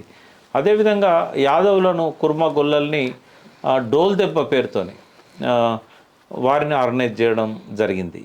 సో ఈ సంఘాలన్నీ కూడా తెలంగాణ ఉద్యమంలో చాలా చురుకైన పాత్ర వహించాయి. అంటే వీరన్న తెలంగాణకు అనుకూలంగా స్టాండ్ తీసుకొని తెలంగాణ మహాసభ పేరుతో మారోజు వీరన్న పరోక్షంగా మాకు సహకరిస్తూ చెరుకు సుధాకర్ అధ్యక్షునిగా, నేను ఆర్గనైజింగ్ సెక్రటరీగా, భరత్ కుమార్ ఆర్గనైజింగ్ సెక్రటరీగా, బెల్లయ్య నాయకుని మరొక ఆర్గనైజింగ్ సెక్రటరీగా ఈ కుల సంఘాలకు నాయకత్వం వహిస్తున్న వాళ్ళను ఇందులో కార్యవర్గ సభ్యులుగా పెట్టి ఈ తాను అనుకున్న కులవర్గ సిద్ధాంతంలో భాగంగా తెలంగాణ ఉద్యమాన్ని కూడా సమాంతరంగా నడిపించడానికి ఆయన మరణం దాకా, అంతిమ శ్వాస దాకా ప్రయత్నం చేశాడు. సో 1999 మే 17 నాడు వార్త వచ్చింది పేపర్లో. మే 16 సాయంత్రం 4 గంటలకు సికింద్రాబాద్లోని ఒక ప్రాంతంలో ఆయన నిర్బంధించి సిరిసిల్ల ప్రాంతానికి తరలించి అక్కడ ఒక జామ తోటలో ఆయన చంపేశారు పోలీసులు. దాన్ని ఎన్కౌంటర్గా ప్రకటించారు. అదొక బూటకపు ఎన్కౌంటర్. మే 17 నాడు పత్రికల్లో వీరన్నను చంపినట్టుగా వార్త వచ్చింది, ఎన్కౌంటర్లో చనిపోయినట్టుగా. కావాలని ఒక కక్ష గట్టి, ఎందుకంటే వీరన్న ఏర్పాటు చేసిన గ్రూపుకు, రాజన్నకు ఎట్లయితే జనశక్తి అని ఉండేదో వీరన్న ఏర్పాటు చేసిన గ్రూపుకు మే 17 గ్రూప్ అనేవారు. ఎందుకంటే ఆయన రాజన్న నుంచి విడిపడి ఆ గ్రూపును ప్రకటించిన రోజు మే 17. ఆ మే 17 గ్రూప్ నాయకుడిని మే 17 రోజే మీకు చంపే చూపెడతాం అన్నట్టుగా అంత ధైర్యంతో పోలీసులు అంత షూర్గా ఆయనను చంపేశారు. దానికి ప్రధాన కారణం ఏంటంటే వీరన్న హైదరాబాద్లో ప్రతి ఒక్కరికి తెలిసిన వ్యక్తి, ఎన్నో ఉద్యమాలు నడిపిన వ్యక్తి, పీడిఎస్లో కానీ బీడీ కార్మికుల ఉద్యమాల్లో కానీ. అటువంటి వ్యక్తి హైదరాబాద్లో రహస్య జీవితం గడుపుతున్నా అనే పేరుతోని ఎప్పుడూ అందరికీ కనబడుతూ ఉండేవాడు. సో పోలీసులు మాటుగాసి ఆ తేదీ దాకా వేచి ఉండి ఆ తేదీ రాగానే ఆయనను పట్టుకొని చంపేశారు. మే 17 రోజు మే 17 నాయకుడిని చంపినామని చెప్పి. అంటే ఒక అజ్ఞాత జీవితం గడపాల్సిన నాయకుడు అనుసరించాల్సిన కనీసమైన ఆ రక్షణ కార్యక్రమాన్ని కూడా వీరన్న అనుసరించలేకపోయాడు. ఎందుకంటే ఆయన ప్రజల మధ్య ఉన్న ప్రజానాయకుడు. ఆయన స్టేజ్ మీదకి వచ్చి అందుకో గుత్పందుకో అని గోరెటి వెంకన్న రాసిన పాటను పాడుతుంటే ప్రజలు ఉవ్వెత్తుగా లేచేవారు సభల్లో, ఆయనకు సపోర్ట్గా డ్యాన్స్ చేసేవారు. సో అటువంటి ఒక గొప్ప కళాకారుడు, గొప్ప మేధావి, గొప్ప విప్లవకారుడు, ప్రజల మధ్య ఉండాల్సిన వ్యక్తి రహస్య జీవనానికి వెళ్ళి అడవిలో ఉండకుండా ప్రజల మధ్య ఉండి అవసరమైన రక్షణ తీసుకోలేక పోలీసుల చేతికి చిక్కి ఆయన మరణించడం జరిగింది. సో ఆ రకంగా వీరన్న ఎప్పుడైతే మరణించాడో ఇంకా మెల్లమెల్లగా ఆ గ్రూప్ యొక్క శకం ముగిసిందని చెప్పొచ్చు. ఆ తర్వాత కొద్ది కాలానికే ఆ దళాలన్నీ కూడా పోలీసులకు దొరికి అంతం కావడము, లేదా సరెండర్ కావడము, లేక ఎవరికి వాళ్ళు తప్పుకొని సాధారణ జీవితంలోకి వెళ్ళిపోవడము జరిగింది. సో చెప్పుకోవడానికి ఆయన దళాలు ఏవి కూడా లేవు. ఆయన పేరుతో వచ్చిన ప్రజా సంఘాలు కూడా అక్కడక్కడ ఆ పేర్లు కనబడుతున్నా కూడా లంబాడి హక్కుల పోరాట సమితి, తుడుందెబ్బ ఇట్లాంటివి ఉన్నా కూడా ఆయన నేతృత్వంలో మాత్రం లేవు అవి. ఎవరైతే వాటికి నాయకత్వం వహించారో వారి తర్వాత కొత్తగా కొంత నాయకులు రావడం ఇవన్నీ స్వతంత్రం అయిపోయినాయి, ఈ కుల సంఘాలు ఇవన్నీ కూడా. సో వీరన్న వెనకాల ఆనాడు సాంబశివరావు గారు, తర్వాత ఐలయ్య గారు, ప్రొఫెసర్ ఐలయ్య, కంచె ఐలయ్య, వీరంతా కూడా కులవర్గ సిద్ధాంతాన్ని అభివృద్ధి చేయడంలో వీరన్నకి ఎంతో తోడ్పడిన వ్యక్తులు. ఆ రకంగా వీరన్నది ముగిసిపోయింది. ఫారెస్ట్ దళాలు ఎక్కువగా వీరన్నతో ఉండేటివి. డజన్ల కొద్దీ విప్లవకారులను ఒకే ఒక్క బూటకపు ఎన్కౌంటర్లో చంపడం అనేది జరుగుతూ వచ్చింది. సిరిసిల్ల ప్రాంతం కానీ, ములుగు ఏరియా కానీ, ఖమ్మం ఏరియా కానీ, ఈ రకంగా దళాలన్నీ కూడా అంతరించిపోయినాయి.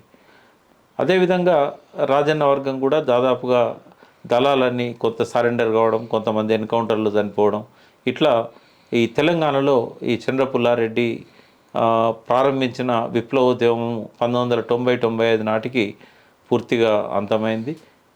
ఇక్కడ కొంతమంది ఇప్పటికీ కూర రాజన్న, అమర్ లాంటి వాళ్ళు కొంత ప్రయత్నం చేస్తున్నారు, విమలక్క లాంటి వాళ్ళు కొంత ప్రయత్నం చేస్తున్నారు. ఎప్పుడైతే తెలంగాణ ఉద్యమం వచ్చిందో ఈ ఈ విప్లవకారులంతా తెలంగాణను సపోర్ట్ చేశారు. తెలంగాణ రాష్ట్ర ఉద్యమంలోకి జనశక్తి 1997-99 ప్రాంతంలో ముందుగా ఎంటర్ అయింది. తెలంగాణ జన సంఘటన పేరుతోని అప్పుడెందుకో కె రాజన్న గారు ప్రత్యేక రాష్ట్రాన్ని కోరలేదు. సిపిఐ ఎట్లయితే 5,000 కోట్ల ప్యాకేజ్ తెలంగాణకి ఇవ్వాలని డిమాండ్ చేసిందో కూర రాజన్న కూడా ఒక 10,000 కోట్ల ప్యాకేజ్ ఇవ్వాలని డిమాండ్ చేశారు. ఆ సమావేశం కరీంనగర్లో పెద్ద ఎత్తున జరిగింది, లక్షలాది మందితో. దానికి కాళోజీ నారాయణరావు గారు, జయశంకర్ గారు, ఆనాడు కోదండరామ్ గారు, వీరంతా కూడా హాజరయ్యారు. వారిని ఆ మీటింగ్ పోకుండా కూడా దారిలో అరెస్ట్ చేసి ఆ తర్వాత విడిచిపెట్టడం జరిగింది, కాళోజీ, జయశంకర్ లాంటి వాళ్ళను. సో తెలంగాణ జన సంఘటన పేరుతోని మరొకసారి జనశక్తి రాజన్న వర్గం తెలంగాణ రంగంలో మళ్ళీ అడుగుపెట్టింది. అప్పటికి దళాలు దాదాపుగా లేకుండా పోయినాయి. సో తెలంగాణ ఉద్యమంలో కూడా వారి ప్రస్థానం ఒడిదుడుకులతోనే సాగింది. తెలంగాణ ఐక్యవేదిక నుంచి నేను, జయశంకర్ గారు టీఆర్ఎస్ వైపు ఎప్పుడైతే మేము కదిలినామో, టీఆర్ఎస్లో అంతర్భాగమై నేను టీఆర్ఎస్కు బయట ఉండి కేసీఆర్కు బాస్టర్గా జయశంకర్ గారు ఎప్పుడైతే మేము ఐక్యవేదికను వదిలిపెట్టామో, ఆ ఐక్యవేదికను కేశవరావు జాదవ్ గారి సహాయంతో జనశక్తి రాజన్న నడిపించాడు.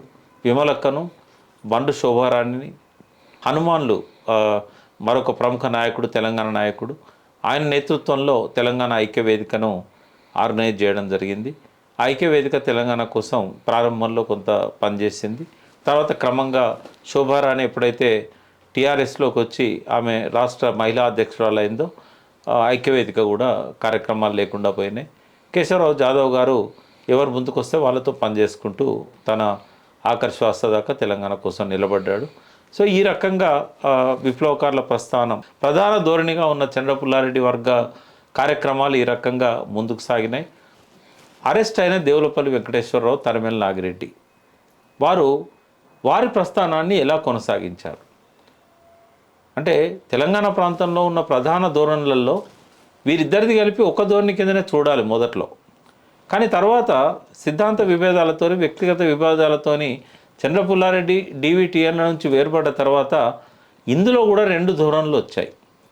ఇందులో రెండవ ధోరణి ఏంటంటే ఈ చంద్రపుల్లారెడ్డితో కలిసి డిసెంబర్ 1969 వరకు ప్రస్థానాన్ని కొనసాగించిన దేవులపల్లి, తరిమెల నాగిరెడ్డి వీరంతా అరెస్ట్ కావడం, ఆ తర్వాత పరిణామాల గురించి ఇప్పుడు మాట్లాడుకుందాం. జైల్లో నిర్బంధించబడ్డ తరిమెల నాగిరెడ్డి, దేవులపల్లి వెంకటేశ్వరరావు గారు కోర్టులో వారి మీద మోపిన అభియోగాలను, అది కుట్ర కేసుగా వారి మీద సెక్షన్స్ అన్ని నమోదు చేసి పోలీసులు కోర్టులో ప్రవేశపెట్టారు. సో వారిని జైల్లో ఉంచినప్పుడు వారు డిఫెన్స్ అడ్వకేట్ను పెట్టుకోకుండా మా మీద మోపబడ్డ ఆరోపణలకు మేమే సమాధానాలు చెప్తాం రాతపూర్వకంగా అని చెప్పి అద్భుతంగా జైలు జీవితాన్ని వారు ఉపయోగించుకున్నారు. వారు చేసిన గొప్ప పని ఏంటంటే జైల్లో ఉన్నప్పుడు ప్రత్యక్షంగా ఉద్యమానికి నాయకత్వం వహించలేరు కాబట్టి భావజాల వ్యాప్తి కోసం, విప్లవానికి ప్రజలను సమాయత్తం చేయడానికి వారు గొప్ప కృషి చేశారు. అందులో తరిమెల నాగిరెడ్డి గారు తాకట్టులో భారతదేశం అనే ఒక గొప్ప గ్రంథాన్ని, అది ఎప్పటికీ చరిత్రలో మిగిలిపోయే గ్రంథం. ఎన్టీ రామారావు గారు కూడా పార్టీ పెట్టి ప్రజల్లోకి వెళ్ళేటప్పుడు తాకట్లో భారతదేశం పుస్తకాన్ని చేతిలో పట్టుకునేవారు. అంటే భారతదేశంలో స్వాతంత్ర అనంతరం ఏ రకంగా ఆర్థిక దోపిడీ కొనసాగుతూ వచ్చింది, బ్రిటిష్ వారి దేశానికి రాజకీయ స్వాతంత్రాన్ని ఇచ్చి ఆర్థిక స్వాతంత్రం ఇవ్వకుండా ప్రజలను పరోక్షంగా ఎట్లా దోపిడీకి గురి చేస్తున్నారు, వారు పెంచి పోషించిన పారిశ్రామిక వర్గం ఏ రకంగా ప్రజలను దోచుకుంటున్నది, భారతదేశ ఆర్థిక దుస్థితి కారణాలేంటి, అనేక అంశాల మీద, అంటే ఈ దేశ ఎకనామిస్టులకు కూడా అర్థం కాని కొన్ని సమస్యలను వారు చాలా సరళంగా వివరించిన గొప్ప గ్రంథం అది. ఆనాటికి ఈనాటికి ఎప్పటికీ కూడా ఎకనామిస్టులకు అది ఒక భగవద్గీత అని చెప్పొచ్చు. అటువంటి ఒక గొప్ప గ్రంథాన్ని తన జైలు జీవితాన్ని సద్వినియోగం చేసుకుంటూ తన మీద మోపిన ఆరోపణలను తిప్పికొట్టడానికి, ఇటువంటి పరిస్థితుల్లోనే మేము భారతదేశంలో ఈ ప్రభుత్వాన్ని కూల్చాలనుకున్నాం. ఇది ప్రజలను పాలించడానికి ఈ ప్రభుత్వం పనికి రాదు, ఎందుకంటే వీరు బ్రిటిష్ వారికి తొత్తులుగా పనిచేస్తున్నారు, వీరు స్వాతంత్రానంతర భారతదేశాన్ని ప్రజలకు అనుగుణంగా వారి పాలన కొనసాగడం లేదు అని చెప్పి ఆర్థిక దోపిడీ ఏ రకంగా జరుగుతున్నదో కూలంకుషంగా తాకట్లో భారతదేశం అనే పుస్తకం ద్వారా తరిమెల్ నాగిరెడ్డి రుజువు చేశారు. వారి మీద మోపిన ఆరోపణలను, ఈ రాజ్యాన్ని కూలదోయడానికి మేము ఎందుకు ప్రయత్నం చేశాం, వారు నో చెప్పలేదు, మేము కూలదోయడం లేదు అని చెప్పలేదు, మేము తప్పు చేయలేదని చెప్పలే, మేము చేసేది న్యాయం, వాస్తవంగా మేము కూలదోయాలనుకున్నది విప్లవోద్యమం ద్వారా. ఎందుకు అంటే ఇవి ఆధారాలు. కూలదోయడం అనేది కరెక్టే అని చెప్పే విధంగా ఆ ప్రభుత్వం ఏదైతే ఆరోపణలు మోపిందో వారి మీద, వాటిని సమర్థించుకుంటానే వారు డిఫెండ్ చేసుకున్నారు. పాలకులు ఇట్లా పరిపాలన చేసినప్పుడు ప్రజలు వాళ్ళని కూలదోస్తారు అని చెప్పి ఒక మెసేజ్ ఇచ్చారు. సో వారి వాదనలకు అనుకూలంగా వారు ఏదైతే తాకట్ల భారతదేశంలో ఇండియా మార్టిగేజ్డ్ అనే పేరుతోని వారు రాసిన పుస్తకం ఎంతోమందికి అది కరదీపికగా మారింది. తర్వాత దేవులపల్లి వెంకటేశ్వరరావు గారు కూడా తమ మీద మోపిన ఆరోపణలను తాను సమర్థిస్తూనే భారత పాలకులను మేము విప్లవోద్యమం ద్వారా కూలదోసి రాజ్యాన్ని చేతికి చిక్కించుకుందాం అనుకున్నాం, ప్రజాయుద్ధ పందాన్ని అనుసరించాం, మా ప్రజాయుద్ధ పందా ఎందుకు కరెక్ట్ అని చెప్పడానికి భారత జనతా ప్రజాతంత్ర విప్లవం అని చెప్పి ఆ విప్లవ కార్యక్రమాన్ని అంతా కూడా ఆయన ఆనాటి చారిత్రక, ఆర్థిక, రాజకీయ, సామాజిక, సాంస్కృతిక పరిస్థితులను వివరిస్తూ చాలా పెద్ద గ్రంథాన్ని దేవులపల్లి వెంకటేశ్వరరావు గారు రచించారు. వారు జైలు జీవితాన్ని ఈ రకంగా సద్వినియోగం చేసుకున్నారు. అంతేకాకుండా రహస్య జీవితంలో ఉన్నప్పుడు కానీ, జైల్లో ఉన్నప్పుడు కానీ విప్లవోద్యమం ఎదుర్కొంటున్న అనేక సమస్యల మీద కొన్ని వేల పేజీల నోట్స్ను ఆనాడు దేవులపల్లి గారు రాయడం జరిగింది. విప్లవోద్యమ చరిత్రలో వారు రాసినంత సిద్ధాంత సాహిత్యం మరే నాయకుడు కూడా ఎప్పుడూ చేయలేదు.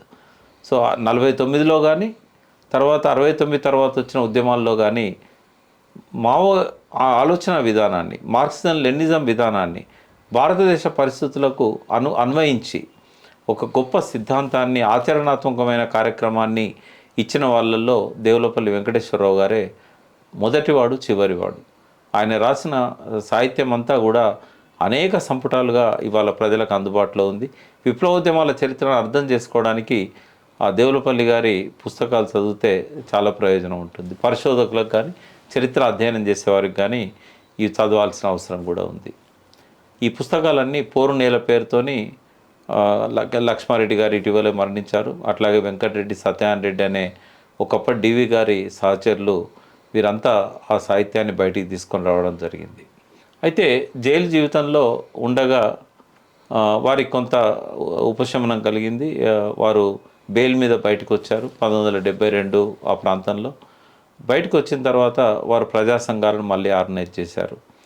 పీడిఎస్ నుంచి ఎట్లయితే పీడిఎస్యు, ఆర్ఎస్యు ఏర్పడిందో, దేవులపల్లి తరిమెల్ నాగిరెడ్డిని అనుసరించే విప్లవకారులంతా విద్యార్థులలోకి వారు ప్రవేశించారు.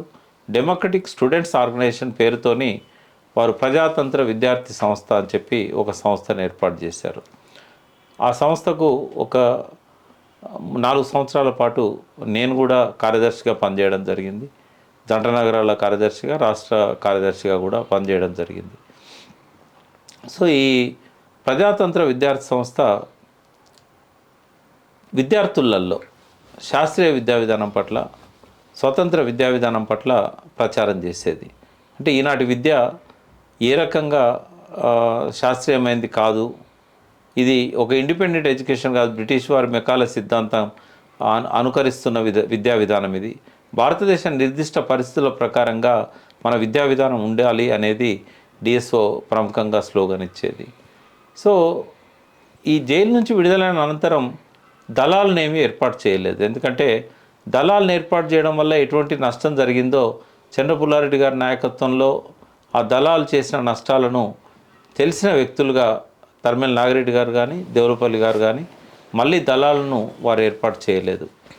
రహస్య జీవితం వారిద్దరే గడుపుతూ, అంటే బెయిల్ మీద కన్న కాలంలో వారు బహిరంగంగానే కోర్టుకు హాజరవుతూ, వాయిదాలకు అటెండ్ అవుతూ వారు బయటనే ఉన్నారు. అందరినీ కలిసేవారు, మీటింగ్లలో మాట్లాడుతూ ఉండేవారు. కానీ ఎప్పుడైతే జూన్ 25, 1975 ఆనాడు ఎమర్జెన్సీని విధించడం జరిగింది ఇందిరాగాంధీ. ఎమర్జెన్సీ విధించగానే వారు బెయిల్ జంప్ అయి రహస్య జీవితానికి వెళ్ళారు. ఆ తర్వాత వాళ్ళు ఎన్నడూ అరెస్ట్ కాలేదు. రహస్య జీవితంలో ఉండగానే జూలై 28, 1976 అంటే ఎమర్జెన్సీ విధించిన కేవలం సంవత్సరం మీద ఒక నెల కాలంలో తరిమేల నాగిరెడ్డి గారు అనారోగ్యంతో కన్నుమూశారు. ఉస్మానియా ఆసుపత్రిలోనే మారు పేరుతోని వారు బెడ్ తీసుకొని అక్కడే వారు మరణించడం జరిగింది.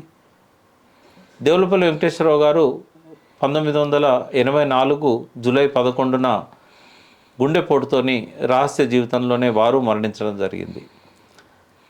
సో డివి గారు మరణించేదాకా కూడా మరొక్కసారి విప్లవోద్యమాన్ని ముందుకు తీసుకెళ్ళడానికి అనేక కార్యక్రమాలు ఆయన నిర్వహించారు. ఎమర్జెన్సీలో ఉన్న, ఎమర్జెన్సీ తదనంతరమైన ఆ రహస్య జీవనంలో ఉంటూనే ఎంతోమంది విప్లవకారులను తయారు చేశాడు. దురదృష్టవశాత్తు ఆయనే మొదలుపెట్టిన ఈ కార్యక్రమం అంతా పలు చీలికలకు గురవుతూ లాస్ట్కి ఈరోజు నామమాత్రంగా ఆయన ప్రారంభించిన పార్టీ మిగిలిపోయింది. ఆ పార్టీ పేరు UCCRIML, unity centre communist revolutionaries of India, అంటే భారత విప్లవకారుల సమైక్యతా కేంద్రం. ఎప్పుడైతే చంద్రపుల్లారెడ్డి తను సపరేట్గా CPIML ఏర్పాటు చేసుకున్నాడో, సో జైల్లో ఉన్నప్పుడే భారత విప్లవకారుల సమైక్యతా కేంద్రాన్ని డివి గారు, TN గారు ఏర్పాటు చేశారు. సో ఆ పేరుతోనే ఇప్పటికీ కొనసాగుతూ ఉంది. వారికి ప్రజా సంఘాలుగా DSO, OPDR, organisation for the protection of democratic rights, దీన్ని ప్రజల్లోకి విస్తృతంగా వెళ్ళిన సంస్థ OPDR. ప్రధానంగా ఎమర్జెన్సీ తదనంతరం ఎమర్జెన్సీలో జరిగిన పలు అరాచకాల గురించి, పోలీసుల దౌర్జన్యకాండ గురించి బయటికి తీసుకొచ్చింది OPDR. ఎన్నో నిజ నిర్ధారణల కమిటీలతోని అప్పుడు జరిగే బూటకపు ఎన్కౌంటర్లలో చనిపోయిన వాళ్ళను ప్రత్యక్షంగా ఆ ప్రాంతాలకు వెళ్ళి ఈ బూటకపు ఎన్కౌంటర్ అని చెప్పిన సంస్థ OPDR. ఒక పక్కన APCLC పేరుతో ఆంధ్రప్రదేశ్ సివిల్ లిబర్టీస్ కమిటీ పేరుతో పీపుల్స్ వార్ అండ్ చంద్రపుల్లారెడ్డి వర్గం వారు ఏర్పాటు చేసిన పౌరోక్ల సంఘం వేరుగా ఉన్నా కూడా OPDR వారికంటే చాలా దూకుడుగా ముందుకెళ్ళింది. OPDR చేసిన ముఖ్యమైన కృషి ఏంటంటే, శ్రీకాకుళ గిరిజనోద్యమంలో బూటకపు ఎన్కౌంటర్లు ఎట్లా జరిగాయో ఒక ప్రత్యేకంగా ఒక కమిటీ వేసి వారు ఆ ప్రాంతాన్ని అంతా కూడా వారు పర్యటించి శ్రీకాకుళ గిరిజనోద్యమానికి సంబంధించిన ఈ ఎన్కౌంటర్ హత్యల గురించి వారు బయటపెట్టడం జరిగింది. ఆ సమయంలో 1973, 74 ప్రాంతంలో శ్రీకాకుళ ప్రాంతానికి ఈ కమిటీ వెళ్ళినప్పుడు మహాకవి శ్రీశ్రీ కూడా ఆ OPDR కమిటీలో ఒక ముఖ్యమైన వ్యక్తిగా ఉండేవాడు. తరిమేల నాగిరెడ్డి గారు కూడా ఆ రోజు ఆ పర్యటనలో వారితో పాటు ఉన్నారు.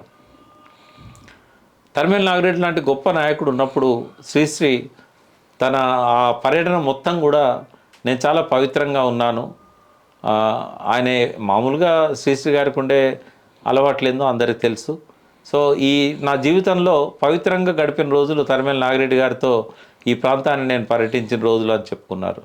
సో తరిమేల నాగిరెడ్డి గారు అంటే ఒక అపారమైన గౌరవం ఆనాడు మహాకవి శ్రీశ్రీ గారికి ఉండేది. సో గిరిజన సమస్యల పట్ల అధ్యయనం చేస్తూనే ఈ బూటకపు ఎన్కౌంటర్లను బయటపెట్టింది ఓపీడీఆర్.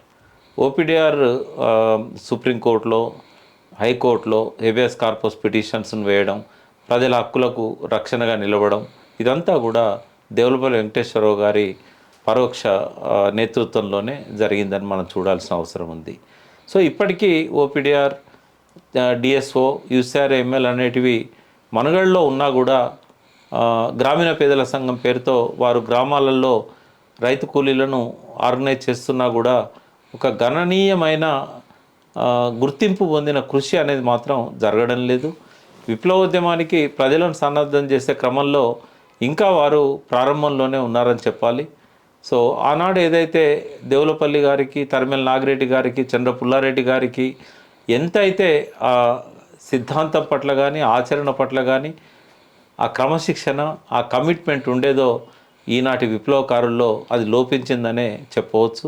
ఎందుకంటే ఆనాటి నుంచి ఈనాటి దాకా వారితో కలిసి పనిచేసి ఇప్పటికీ ఉద్యమాలలో, తెలంగాణ ఉద్యమంలో కానీ ఇప్పటికీ ఉద్యమాలను స్టడీ చేస్తున్న వ్యక్తిగా, పరిశీలిస్తున్న వ్యక్తిగా నాకు అనిపిస్తున్నది ఏంటంటే విప్లవోద్యమాలకు అది ఒక స్వర్ణయుగం.